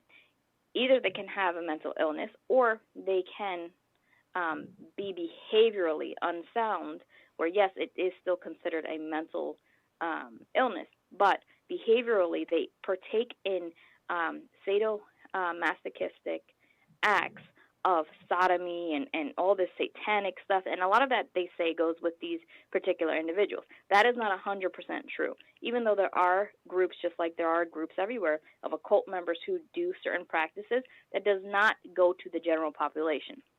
A lot of times, what happens is you have individuals who have a natural release of endorphins. They get a high off of these extreme behaviors, such as mutilation. So a lot of times people believe that individuals who have tattoos also partake in other abnormal behaviors, because this goes into abnormal psychology, right? They partake in other abnormal behaviors which manifest state in the sense of self-destructive behaviors, such as self-mutilation, piercings, putting gauges in your ears to have your ears drop and hang low. A lot of people don't understand that that is a culturalistic thing that can be found in Africa, South Africa, things like that, where they would stretch certain tribes would actually do it, where they would stretch their earlobes as a sign of beauty, okay? And a lot of times it was the women that did it, and they would stretch their earlobes using similar practices. They keep going until they get their desired length or whatever. Well, people here It's are doing also that. done with lips as well. The bottom lip in many tribes, they can use a disc that gets progressively larger in order to keep increasing the size of the hole. Or a piece of bamboo is also used in some like rainforest tribes and such. And recently, inserting stainless steel BBs under the skin and letting it heal there, and the scar tissue holds it in place under the skin to give those that are called subdermal. Those are called subdermal applications, and that's where what Donna's speaking about, where they place it under the skin and it gives the skin a certain look, like horns or raised little dots, like she said, like the beady things. But what I was referring to with the lip, what Donna was referring to with the lip, is the same practice they do with the ear. And now what we're seeing in our culture today, in our society, that individuals are culturally appropriation, okay? They are committing cultural appropriation for the simple fact that they are stealing these individuals' culturalistic beliefs, traditional values, etc., and applying it to themselves. And now you really don't see these individuals defending their culture, because they have their tribes that are really cut off, in a sense. You know what I mean? They really don't have access to the things we have access to. They're very isolated, exactly. So in many ways, how individuals that are white wear braids, that is something, or afros, that is something that we as a culture have been claiming as it being a cultural appropriation of another culture, and they're stealing that. And same thing with individuals who choose to use Native American signs, like the Chiefs and things like that, which is a football team. So this is what we're seeing now. We're seeing this as an extreme form of body modification. And like I was saying with self-mutilation, we'll get back into them. But anyway, we're also looking at cultural appropriation, where, not procreation, where they're making babies. No, appropriation, where they're stealing another culture's identity. We're seeing that in our own society, but yet nobody has risen that question to why is that okay? That is not socially okay. That is culturally stealing these individuals' cultural beliefs, traditional beliefs, and their values, but yet it's okay for us to do it here, and for these individuals to practice in this procedure, which you're really not getting it because you're doing it for the look. you're not doing it for the traditional aspect. You're not doing it for the cultural aspect. You're not doing it for the tribalistic aspect. You're doing it just to be different, to be self-expressive. So this can be a form of body dysmorphic disorder, which Katie's going to get into, but let's get back to self-mutilation. Like I said, so this is why this topic is so important, is because tattoos, in many ways, open up a whole can of nonsense inside and outside. So inside meaning within a person's self, and outside within the society that they belong to, right? And so it's been, a very poor misconception that individuals who have tattoos do get into these self-mutilation practices, or individuals who practice scarification. It's for the self-mutilation aspect because they're sadomasochistic. They enjoy pain. They get pleasure from pain. Those endorphins give them a high. Now, Katie, can you explain self-mutilation and body dysmorphic disease? And then, me and Donna will chime in and talk about it as well. But can you go ahead and explain that to the viewers, what these things are and why these things are such a significant sign to an individual's mental well-being? Well, body dysmorphic disorder is obviously characterized firstly by obsessive thinking about a flaw on a specific part of your body. And of course, in the minds of those who do have a body dysmorphic disorder, they generally are prone to imagine it. It's like a manifestation. They exaggerate it in their own mind. And it's hardly noticeable to anybody else. When we walk up to somebody and say, hey, you look beautiful. And they're like, no, you don't. No, I don't. These people are more prone not to, they don't like to look themselves in the mirror, and they are somewhat obsessive compulsive about the way that they are. In other words, the signs that you do have something like this is varied from person to person, but however, is usually focused on one part of the body, and usually it's a part of a flaw. Might be a mole or a freckle, too large, too noticeable. It could be common areas of accession like breasts, hair, body hair, shape, genitalia. My pussy lips are too big, or my foreskin's too long, or something like that. We can go into breasts, like we did at the start of the show. The size and the shape. For women who have had multiple children, have aprons. That is known as the stomach overhang. It's usually when people look at that, and in terms of body dysmorphia, they are looking at the symmetry, the size, the shape, the flaw in itself, and it does become an obsession, and it is linked to obsessive compulsive disorder and plenty of other mental health disorders as well. And of course, the obsessive compulsive part of it is all about the recurrent fears or images that you cannot control, and the anxiety that it brings on from the performance of these little rituals, these little routines that you do for your own beauty. Let's just say for that. And so people with body obsessive compulsive disorder that is related to body dysmorphia tend to pick at their own scars. They do excessive grooming. They skin pick. These are, and it's not just skin pick. These guys will ritualistically skin pick. They will, if you let's just say I cut myself, they will pick the scab to make it bleed, and almost it's masochistic.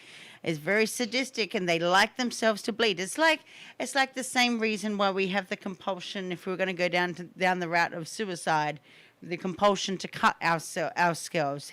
It's to emasculate the pain. But in terms of how it affects our well-being, if you were to ever have this type of mental mental illness, because it is a mental illness at the end of the day. I mean, some people just like it, but a lot of them have all sorts of other mental issues going on that stem a lot of the times from trauma or what we've had to conform to ritualistically, like we were talking about in West Africa. I know plenty of women that have had themselves mutilated to the 10th degree because that's what they've been told to do in order to, in order for their quote unquote womanhood to be effeminate. Now, people who have body dysmorphia, they avoid mirrors. They don't like to have their picture taken. They, even though that they do all of this stuff to their body, they really don't like any of the above. They don't like to be repeatedly. No, well, actually, they do. Sorry, they actually do have a lot of grooming rituals, which goes into obsessive compulsive disorder. They also like to repeatedly touch, and they check their whatever body flaw it may be. They also wear excessive makeup. So for women especially who are afraid of their appearances, makeup is a very, very, very good way of covering up.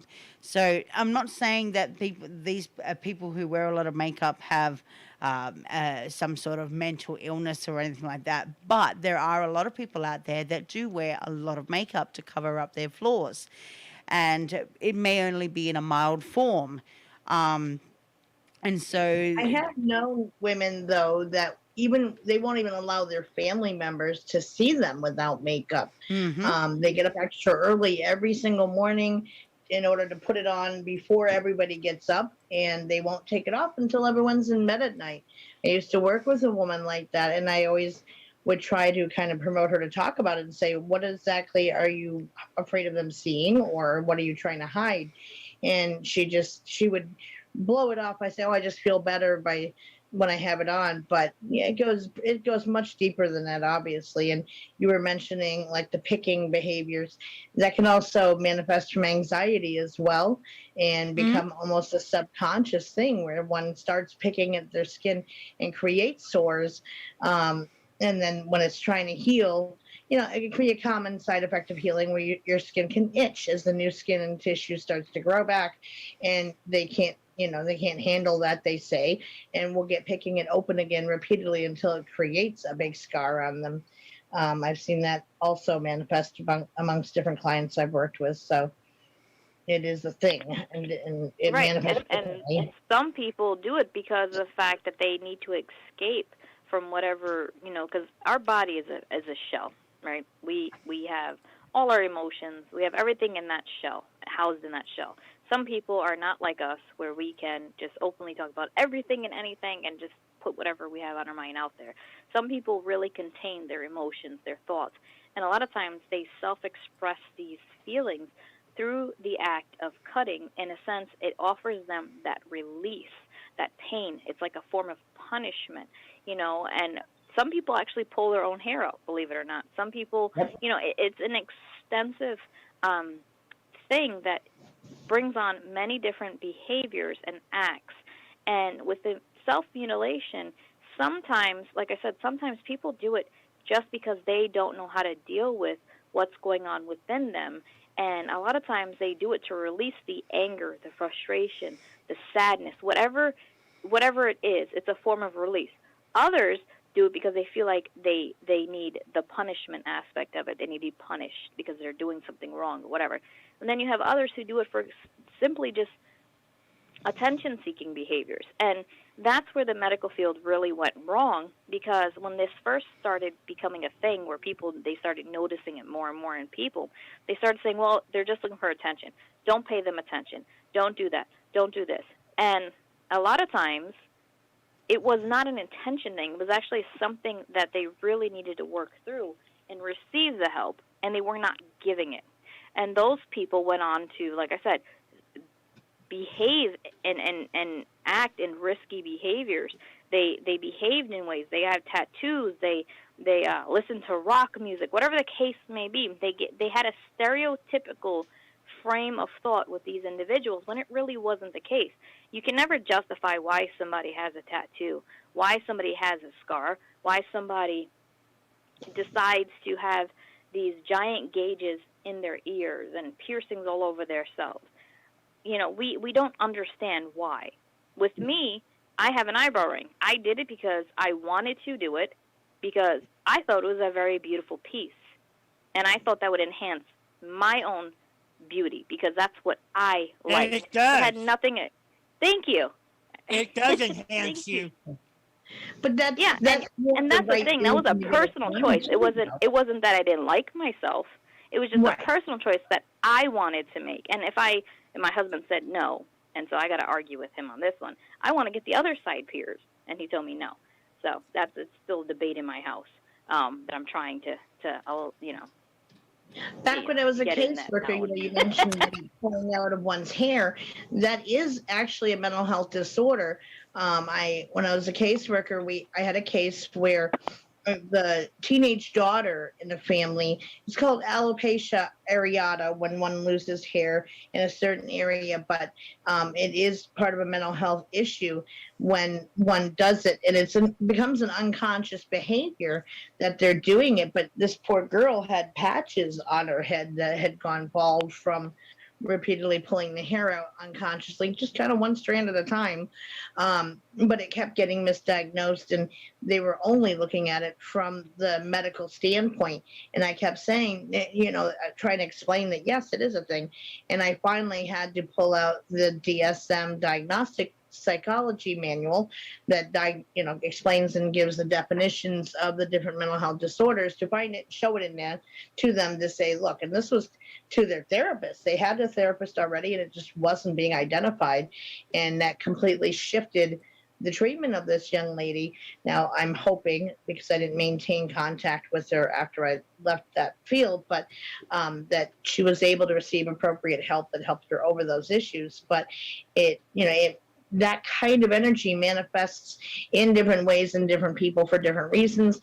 Every child in that family had their own coping mechanism that was unhealthy in nature, but that was hers. So it is a thing.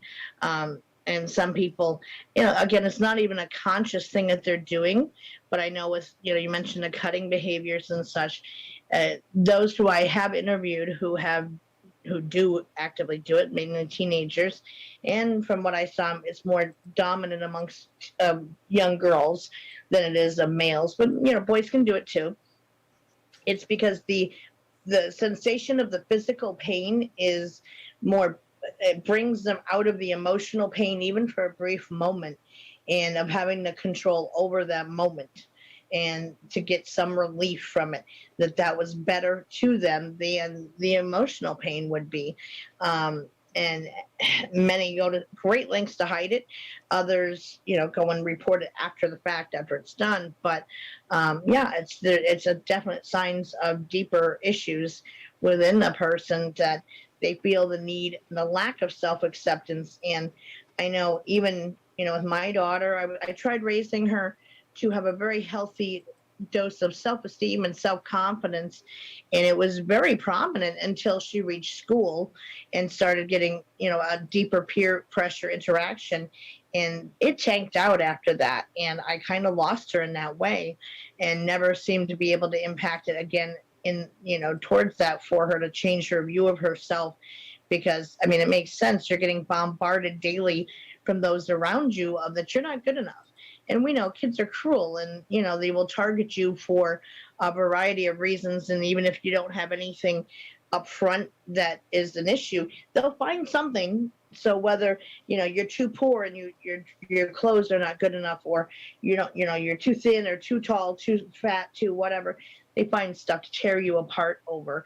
And that creates lasting issues in people regarding their self-esteem. And then, the family structure doesn't help either with that. But, in relation to the genital mutilation and things, that is just brutal. I don't know how many in the audience has witnessed a circumcision being done, but that alone, I've seen many who don't even give anything for pain to the baby prior to doing it. And the first time I saw that was not long after I had my daughter. It made me grateful that I had a girl.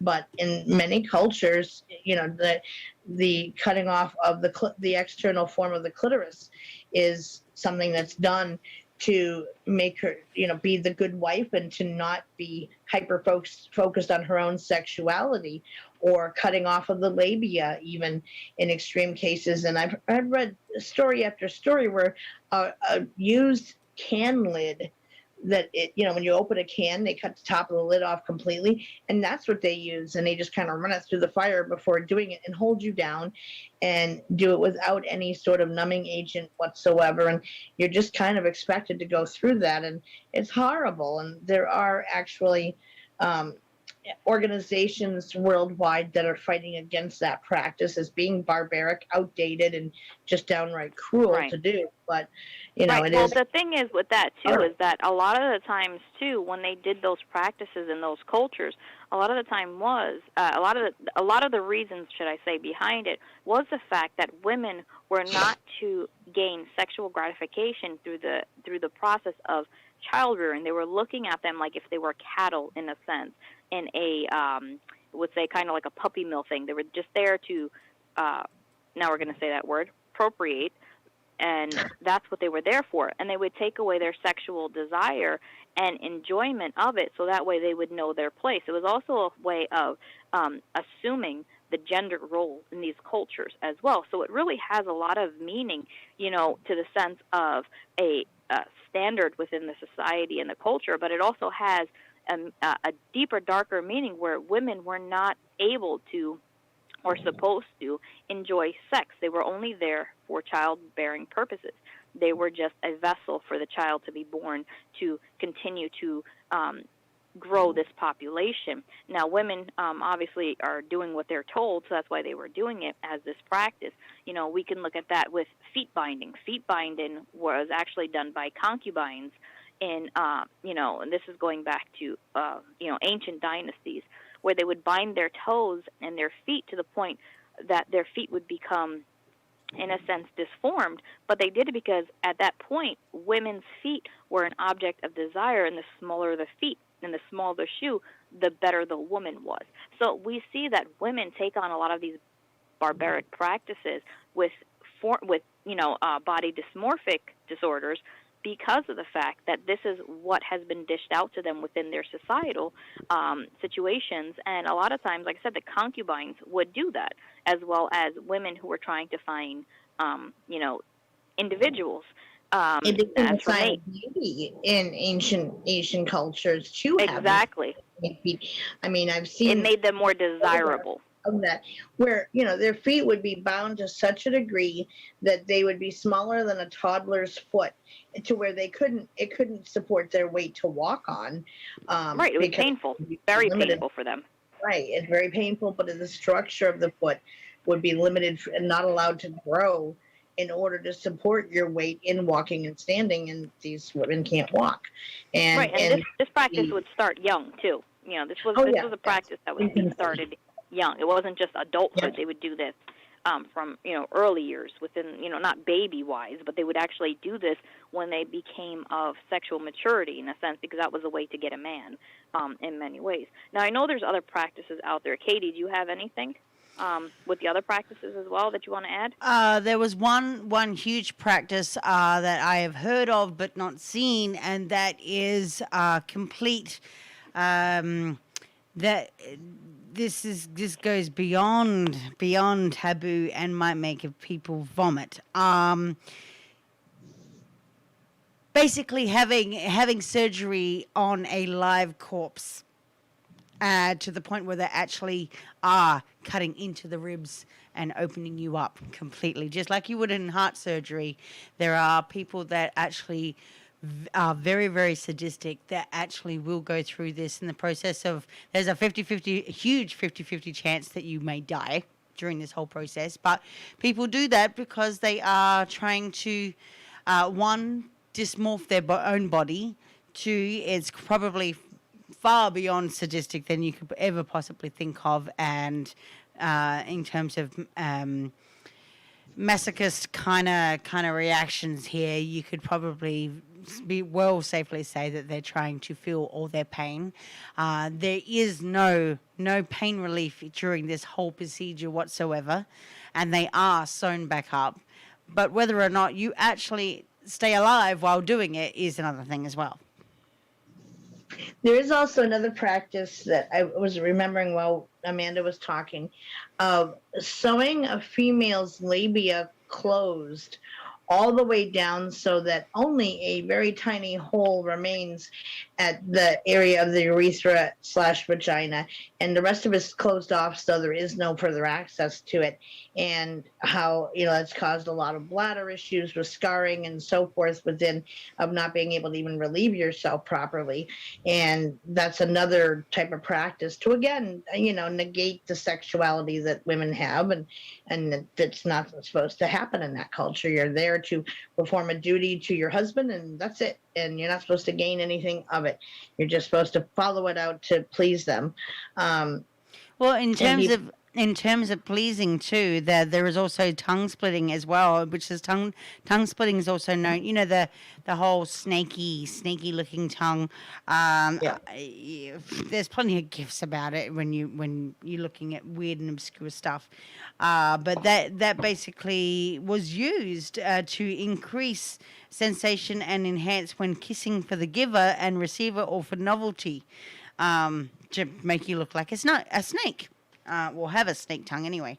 But majority of the time, those people who do have that done are generally using it for this to enhance their sexuality, not necessarily for cosplay or along the lines of that, but also there are other deeper reasons for doing that as well, and that is basically challenging yourself and through rites of passage, connecting with or being in control of one's body, making a spiritual connection, or testing one's your own body limits, and like all body modifications, it can also be used to connect or identify with a specific group, or towards or to ward off those who would make a quick undesired judgment based on appearance.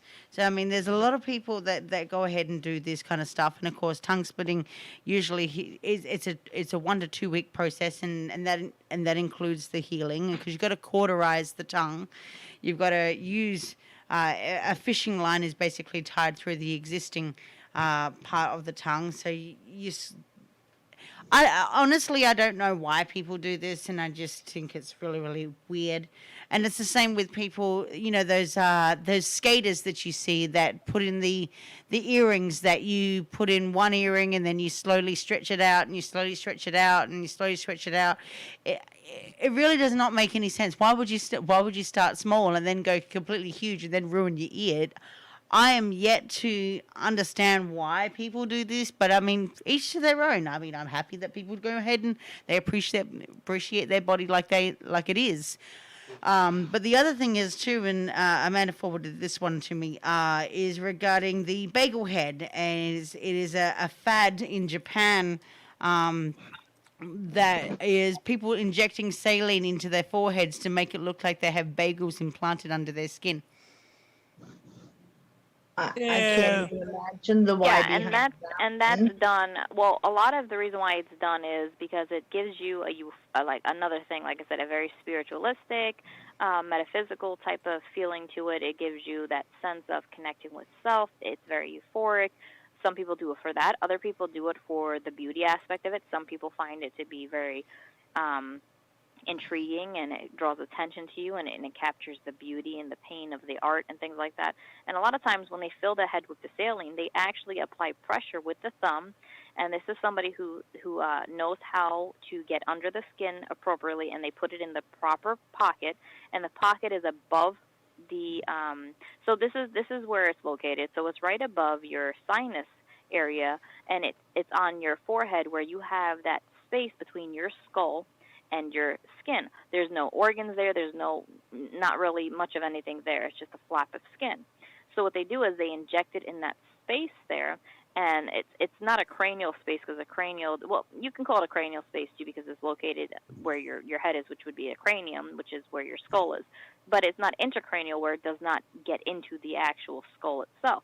But what happens is with the bagel head, like I said, they inject it into this pocket underneath where you consider your forehead to be, and then they push their hand firmly on it to create this bagel or donut look.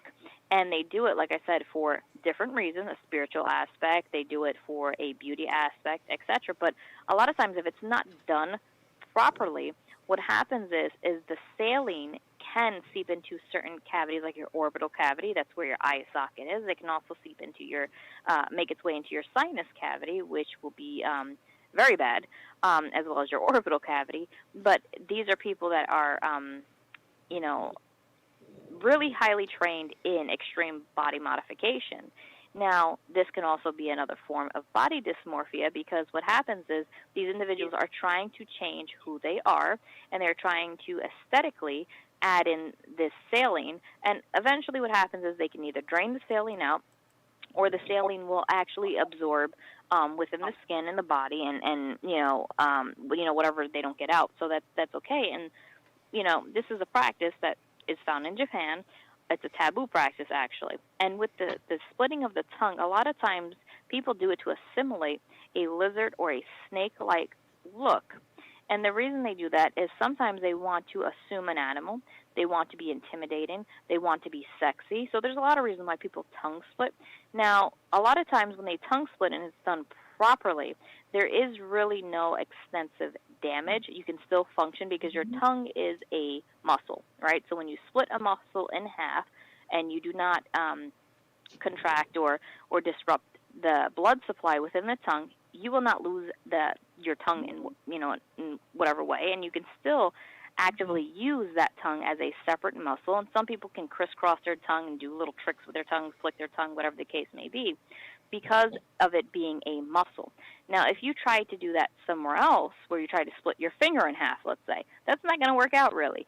So they really took this to a new level, which they also, like we were mentioning, what Donna was mentioning earlier, the subdermal implants, where they would actually implant, a lot of times it's stainless steel or surgical steel, titanium in a sense, things that will not cause any form of decay under the skin, like you would have something with a silver or a copper or anything like that. And what they do is they use this to raise the skin up to make intricate patterns of bumps.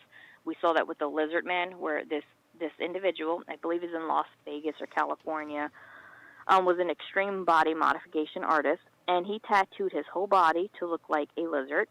He did subdermal implants. He also did the tongue splitting. And then we also have teeth chiseling, which is another form of body modification where people chisel their teeth to make them look like fangs or make them look like an animalistic appearance to it. And this is them pretty much assimilating to their animal spirit or who they feel their animal spirit is. We had one guy who turned into a lion. He was actually Native American, I believe. And then we had the lizard man, and then we have other individuals that partake in this journey. And see, what people don't understand is when you get multiple sessions of tattoos in, right, you run the risk of getting ink poison. It is a really good probability that when you do an extensive amount of work, you are poisoning your body with ink. It is not meant to be in your system, right? So this actually turns into ink poison, which can be which can turn into something really deadly, and that's pretty much where your volume just dropped, Amanda. Sorry to interrupt. Sorry, I moved the phone a little bit away from my face. That's my fault. Sorry about that. But what happens is you're putting these toxins within your body, and that's why you wind up having this overload of the ink, and you get ink poisoning. So that's what the other thing we got to look at here. Another thing is people also use different forms of tattooing. It's not always machines. They also have different measures, jailhouse tattoos, where they wrap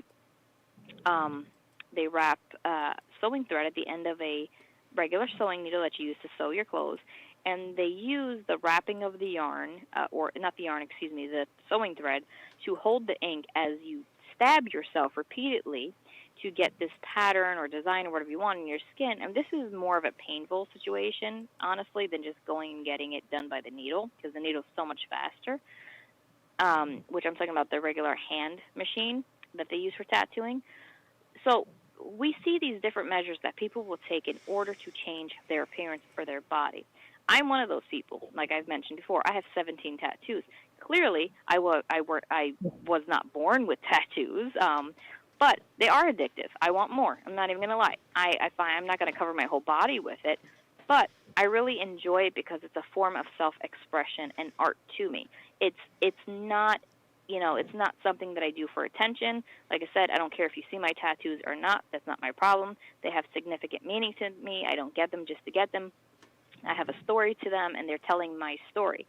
Now, many people, like Donna mentioned earlier, have an issue with the fact that when you get older, your skin sags and your tattoos get all runny and nasty and whatever the case may be. But not for nothing, though. Would you really give a shit by the time you're that age? Because I wouldn't. You know what I mean? I honestly wouldn't care if I had a blob of paint stuck on my saggy skin or whatever the case may be. I'm not going to like how I look when I'm older anyway. You know what I mean? We all want to attain and keep our youth. So when we get to that stage in life where we start getting bags and the crow's feet and gray hairs and whatever, we start going through these little crises where we want to capture our beauty, and we go through this stage where a lot of the times people don't get tattoos until their later adulthood because of this fact, where you have some younger generations and people who get them for artistic reasons or get them just because of the beauty or because they want to. There's a lot of reasons why people get them, but at the end of the day, it is your life. So when you get the tattoo, you commit to the fact that this is a permanent thing that you're doing. This is something you're going to be stuck with for life. So that is something that is thought about. And now they have innovative techniques where they can remove tattoos and they burn it off with a laser. Now, that's always an option as well, but why go through the process of getting the tattoo to go through the process of being burnt to remove it? Now, that's up to that individual, too. And those are a lot of the times the people that didn't think them through or just decided, you know what, I don't want these no more. Kat Von D is one of them who are actually going through the process of removing her facial tattoos because she doesn't want them no more. So we look at this where people do things and they regret it, or they do things and change their mind, or whatever the case may be, but at the time that these things are occurring, that's not the thought that's going through the individual's head. They're doing it because it's cool. They're doing it because they have a reason behind these artistic applications to one's body. And, Katie brought up a bunch of good points, and Donna brought up a bunch of good points too. But now, like I was saying, to get back in the psychology aspect of it too, before we wrap some things up, to get back into the psychology aspect of it, this can actually be an abnormal behavior to many professionals. Getting tattoos is a abnormal behavior. We don't need them. We don't require them. There's no need for them for us to have them. When you do get a tattoo, you can't donate blood for quite some time. You can't even donate organs because your skin is contaminated with the fact that you have ink in it. Another thing is, too, if you have a tattoo, you can't, and you need an MRI or something like that, a lot of times they won't allow you to do certain medical procedures because you have a tattoo that's fresh in the skin, and it can cause damage to your skin. So this is one of the things that people should consider when they're getting tattoos. There is always a risk. There's always that benefit of whatever you hold true to yourself, of it benefiting what. But at the end of the day, it is your own individuality, your own body, your own expressiveness, whatever the case may be. If that's what you want to do, I have to be imaged every 3 years, so that counts me out. Right, and they will not image you when you have a tattoo. I think it's within 8 to 6 months you can't have an image done. So, I mean, there's a lot of things people have to consider when getting a tattoo, and a lot of people don't think these things through, and a lot of times they're regrettable tattoos where they regret the fact that they even got the tattoo to begin with. So, but that does not justify an individual's intelligence, their mental stability, their mental awareness, their cognitive thinking process. A tattoo does not justify an individual's skill sets on a job. It does not do any of that. But yet society has many times labeled individuals with tattoos as being outcasts or being rebels or being whatever the case may have you. And that's not true at all, right? So the whole point of There doing are a show those, by about the this, same token, who do it solely for the factor of they want to stand out in the crowd and be unique, and they feel that that's the reasoning behind doing it is to make yeah, them it's a self-expression. They want one to, up yeah, it's a self-expression. to do it. They want to express themselves. Right. I mean, I met a gentleman once at an event I went to who had the tongue splitting done. He had the full body tattoos, but he also, his thing was hammering objects through his skin like nails, stapling himself, things of that nature that would bring more attention, and eating unusual objects, glass, light bulbs, whatever. And, I kept sitting there watching him, and as people are oohing and eyeing over him, but he was, resonating within that place of needing the attention. But it made me wonder, what did you not get in your childhood that led to this extreme need to be recognized, stand out, and receive that attention? And I think that is really a factor for those who pursue it for that purpose, to be unique and stand out in the crowd. So I think making sure one has the reasonings behind it, like yours, Amanda, are healthy reasons to get them done, to tell your story, and they have a special meaning for each one that's unique to you. But for those who do it to make it be a standout, and hey, I'm different than everybody else, and having to break the societal modes to that degree, I think is going to the extreme, and is definitely signifying deeper mental health issues that have not been handled yet, and maybe should. But again, if you're going to do it, make sure it's the right reasons, make sure it's a reputable person doing it, and that you're doing your research first behind what possible risks it may pose, etc., before going forward and getting in, recognizing, hey, this is a permanent change you're making to your body for whatever your reasoning is. I think, I remember when my daughter was turning 18, she wanted, she was calling it a bar, and the whole thing was new to me, but, she wanted it done through her ear. And I was envisioning it being like one of those bolt type of things. And I'm like, I'm not paying for that, I hate to tell you. And, trying to promote that there's nothing wrong with you as you are. Why do you need a bolt in your head? And she finally explained, well, it's really just a regular piercing, maybe slightly bigger, but it wasn't something she was going to continually enlarge, but it went through the upper cartilage of her ear and down through the side of it or something. But it still was kind of, to me, unnecessary. And I mean, in the end, I said, if you want it, then you have to pay for it yourself, because I'm not signing off on it while you're a minor, because I disagree with it. But I think that, again, you have to be sure that it's not out of low self-esteem, out of the need for validation of who you are as a person or fitting with the crowd, those types of things, the regrettable things, whatever the process is, tattooing, piercings, whatever, that, you're doing it for a valid reason, like telling your own personal story and having meaning. I think that's what's most important. And that's correct. And a lot of times too is that a lot of these things are professionally done. They have professional names. They call their, and I can't think of a lot of them right now, but the piercings have specific names, that they call them. Like you have your septum piercing, obviously your eyebrow, and then it goes into different names like Prince Albert, and they really have, there is a professionalism that is kept in body art and artists that work. I actually have a good friend of mine and I'm not going to drop names, who actually has worked with high-profile individuals, and I'm talking about celebrity status, and I was there while he was tattooing them. You know what I mean? And these are reputable places that I went to, but my one particular person I'm talking about has tattooed many celebrities, has went to conventions, and there really is, you have that Ink Master show, there really is a professionalism that stands with it.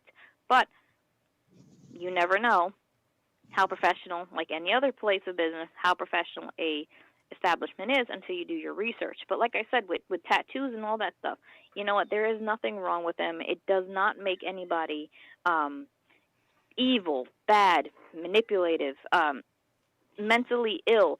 Some of them, yes, some individuals do have issues, and unfortunately, they do some things that are abnormal in behavior, and this leads into other things and so forth and so on. Yes, but that's not everybody, like I said. And it's just about respecting individuals. It doesn't justify just because I listen. When I was younger, I used to dye my hair. I don't know how many colors. I remember I came home once and my hair was called midnight blue, and in the sunlight it was blue, and then in darker, shady areas it was black. I loved the color. I literally came home with my hair dyed. I didn't tell my mother what I was doing. I just went and did it because I never told anybody what I would do. I just go and do it because that's just who I was. I would just go and do things. Yes, I'm a rebel, whatever. Yes, but beyond that, whatever. Our rebel. I remember the best response that I got from my mother. My mother didn't beat me. She didn't scream at me. She didn't say, "What the fuck's wrong with you? Are you crazy?" She didn't do any of that. Instead, what my mother did, she laughed at me. And she goes, it's your head. I don't care. Do with it. When your hair falls out from you doing all this crap to it, you know what? It is on you. And she laughed at me, and that made me think. Her laughter actually made me think. And in a sense, she wasn't punishing me, but that was my first reality check of like, shit, if she's thinking of me this way, I wonder what other people think. And then I was like, literally for like 5 minutes I thought about it, and I was like, oh, fuck it, I don't care. And and I just always had that I don't give a shit attitude. I do what I do because I am me, and I'm an individual, and that's who I am, and this is just who I am. And it's a self-expression thing. It's not because I'm a Satanist or because I'm a sadomasochistic individual, because I'm a pagan, or it doesn't matter anything. Because I'm a Christian, a Catholic.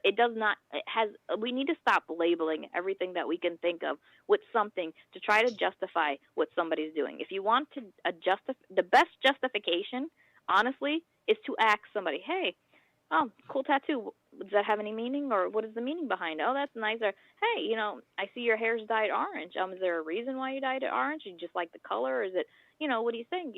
What is it about? There's a lot of ways to bring on a conversation where you can actually learn something from an individual. Like I said, tattoos does not demote an individual's intellectual ability. I have 17 of them. I also have 3 degrees, and I'm working on 4 and 5 now. You know what I mean? It does not really show my incapacity for me being an intellectual individual who is of sound mind, because I'm in the psychology field. I'm studying this. I'm going through schools. I'm actually assimilating to different changes within our society that we all assimilate to when there is a change. We are functioning perfectly fine. Yes, that doesn't mean I don't have my stressors, my problems, my aggravations, my bad days, my off days, my whatever the case may be. I am human at the end of the day. But it's not a stereotype for you. That's exactly. not your reasoning. You may do it right. I am a human, and that's the end of the day. Right. I'm a human, and I'm going to live my human life as I see fit to do it, without passing judgment to others. And that's what we need to understand. If we all learn to live in a non-judgmental mindset, we literally can coexist a lot better, because now we're taking out all that negative. And like I said, a tattoo, you get judged for it. A piercing, you get judged for it. Your practices, whether it be traditional or cultural or whatever you want to call it, religious practices, you get judged for it. We're in a society where we think we all are entitled to judge the next person. And at the end of the day, we are not entitled to that. At the end of the day, we are just like everybody else. We want to live, we want to eat, we want to shit, we want to drink, we want whatever it may be. At the end of the day, we are people, and that's what it really comes down to.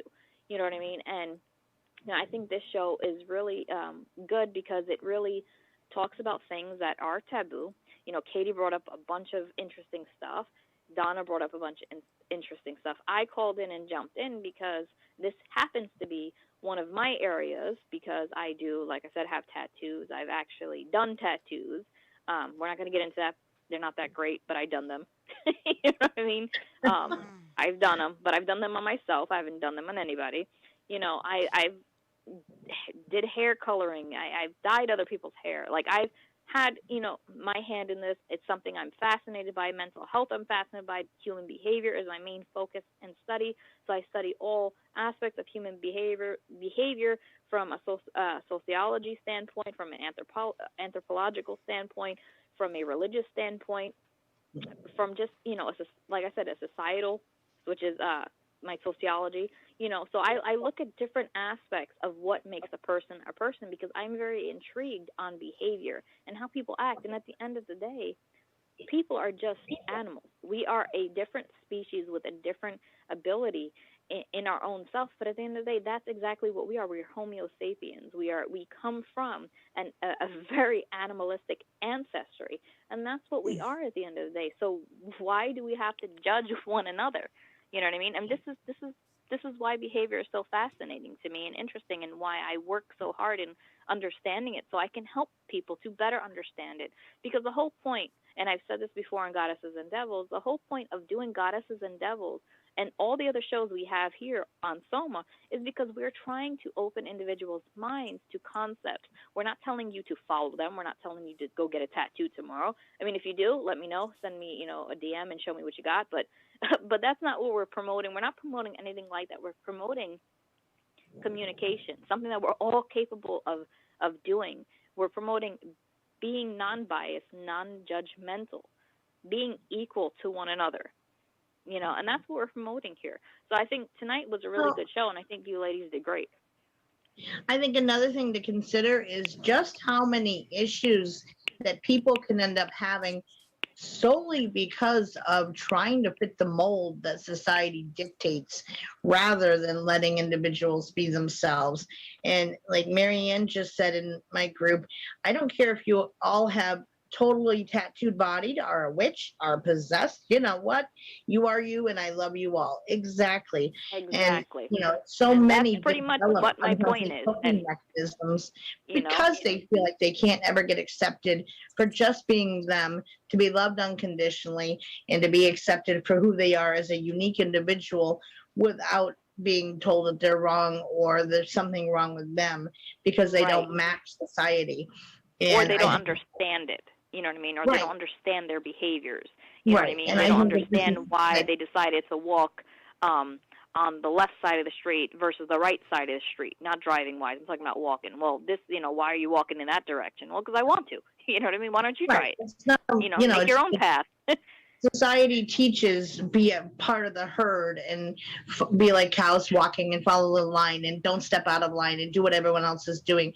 But, in all actuality, that goes against the very nature that we have as human beings, where we desire that individualistic expression to be able to say, hey, this is who I am.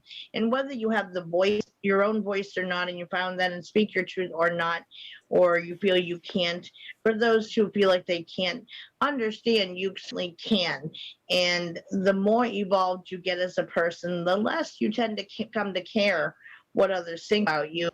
If someone comes up to me and jumps on me for being who I am, or they don't like me, well, gee, I'm sorry to hear that, but you know what? I'm not going to cry about it. And it's simply, I'm sorry to hear about that.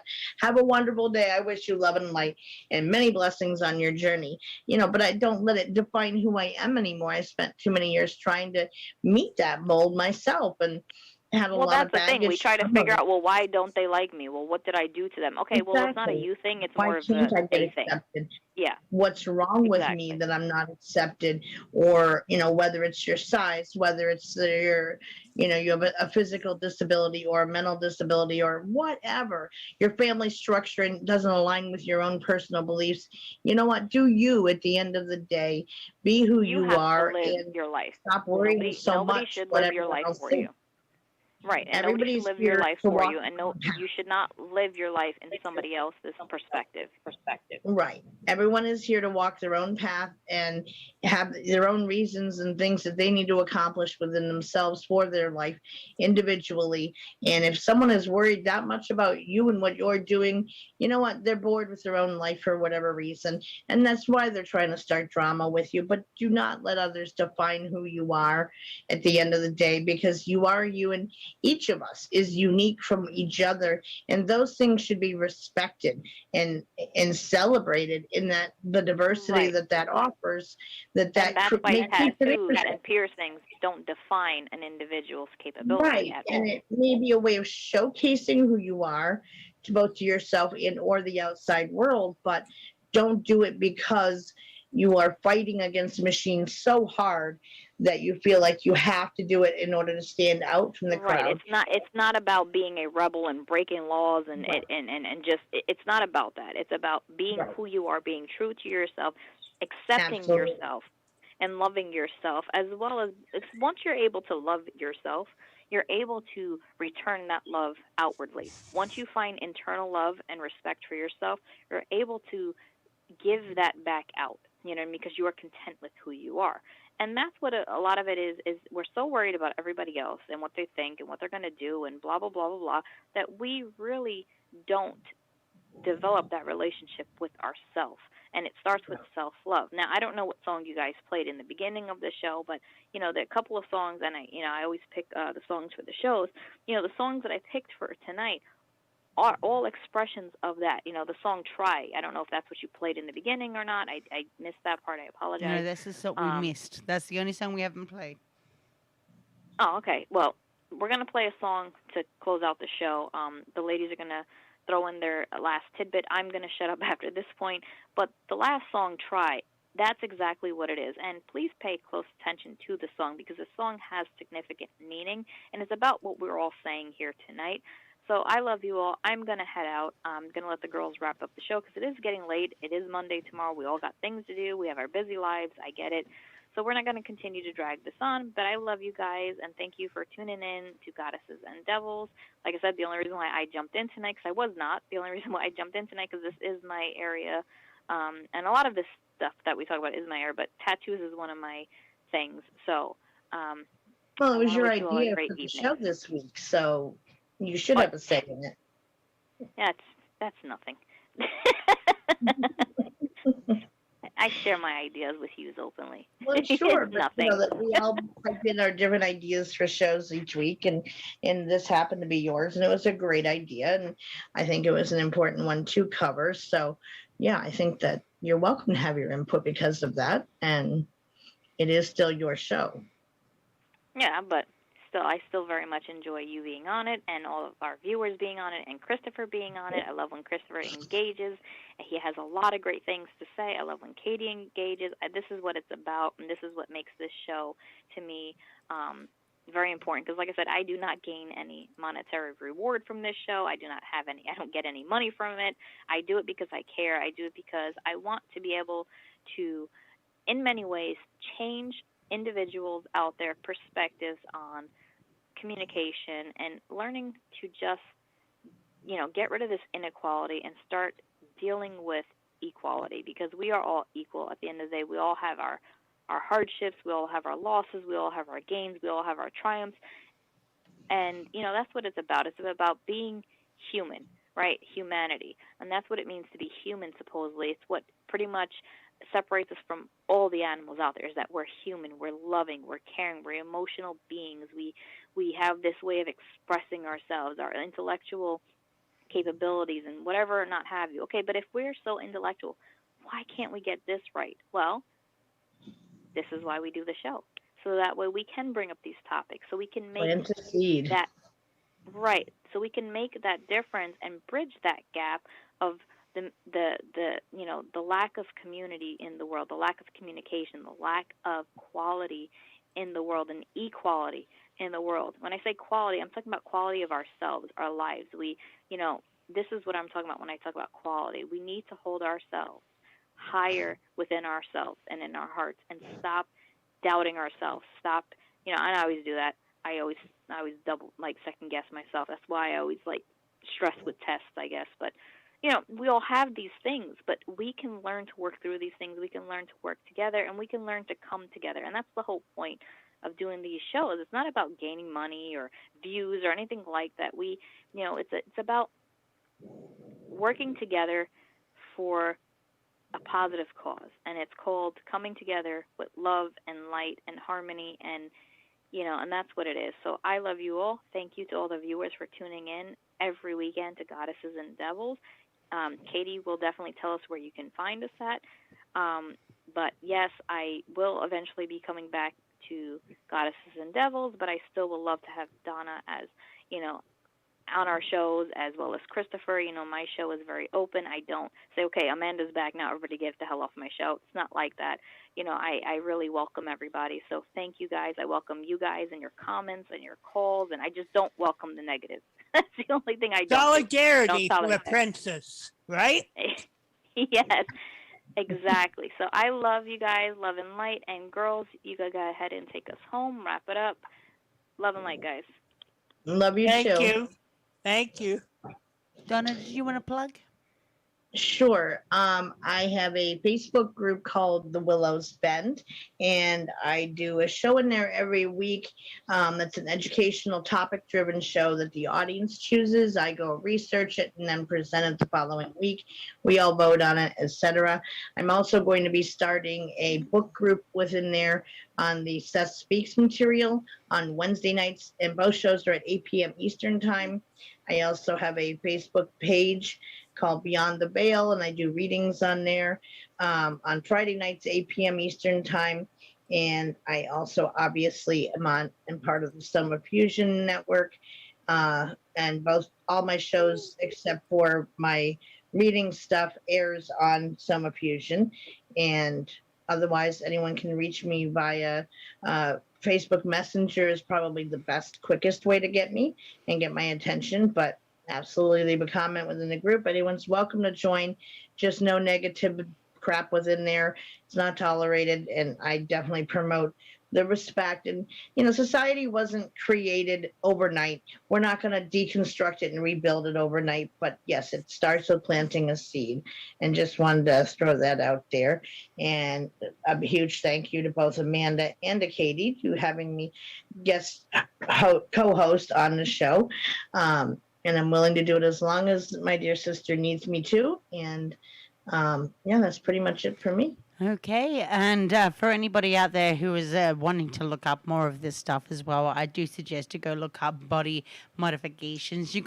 And for those who are interested in the genitalia part of that, you're going to find some really horrible stuff. So if you think that women have it bad, I would think again, because there are a lot of penile stuff that happens that is horrible. So, that have been going on since the dawn of time. So don't think the ladies have it bad. The guys have it bad as well. But with that said, you can find Goddesses and Devils up on soma-fusion.com, Soma Fusion Media. You can go over to the YouTube page at Soma Fusion Mind, Body and Soul. Click this share the shows, click the little bell button to notify you every time we have a show, which is usually almost every single day of this week. Or every week, I should say, we do have a show up on Summer Fusion Media. If you haven't already gone and subscribed or liked and shared some of the posts over on Summer Fusion Media, the Facebook page, please go over there. There's plenty of stuff to see and do, and of course we always put up the shows every single night when we are live. Go over to Soma Fusion Media, because you can find out all the shows that are up there that we do have every single night. I'm just about to update it, so please go over there and sign up there. I'll be organizing a newsletter very, very soon, so I do suggest to subscribe over to somafusionmedia.com. Not only that, I also, and I know that I'm going to blab around for 5 minutes, but I'm going to say it now. I'm going to wish happy birthday to my love, Amanda. I love you muchly. And if anyone else wants to say any other words, go ahead. Happy birthday to Amanda. Happy birthday. Didn't know today was your birthday, and I knew it was coming up, but I didn't realize it was today. So happy birthday, sis. Yeah, happy birthday. Hope you have a break from pain and stuff today. Well, that's my wifey for you. So I love you all, and you are listening to Goddesses and Devils on Soma Fusion Media, and have a lovely week ahead. We will be back next Sunday night, 9 p.m. Eastern on Summer Fusion Media. Many blessings to everyone. Good night. Good night. Good night to everybody.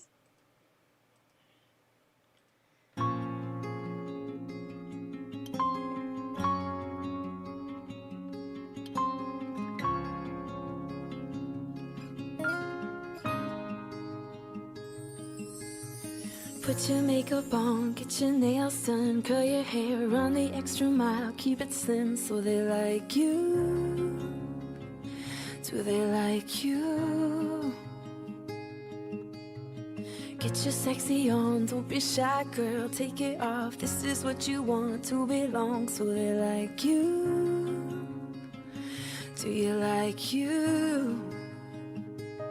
You don't have to try so hard. You don't have to give it all away. You just have to get up, get up, get up, get up. You don't have to change a single thing. You don't have to try, try, try, try. You don't have to try, try, try, try. You don't have to try, try, try, try. You don't have to try. You don't have to try.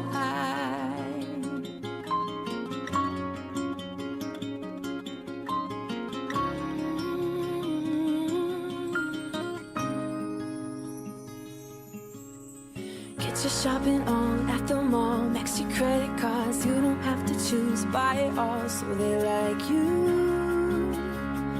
Do they like you? Wait a second, why should you care what they think of you when you're all alone by yourself? Do you like you? Do you like you?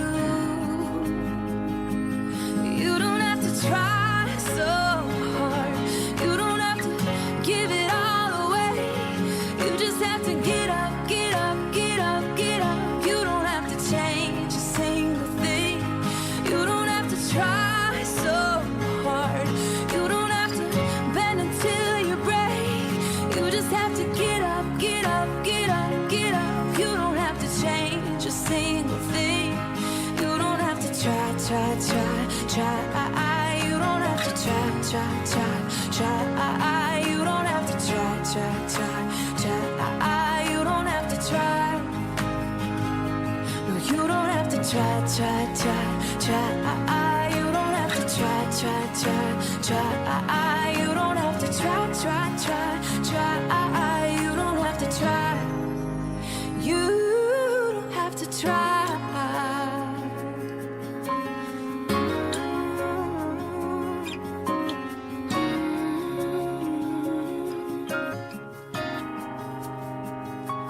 You don't have to try so hard.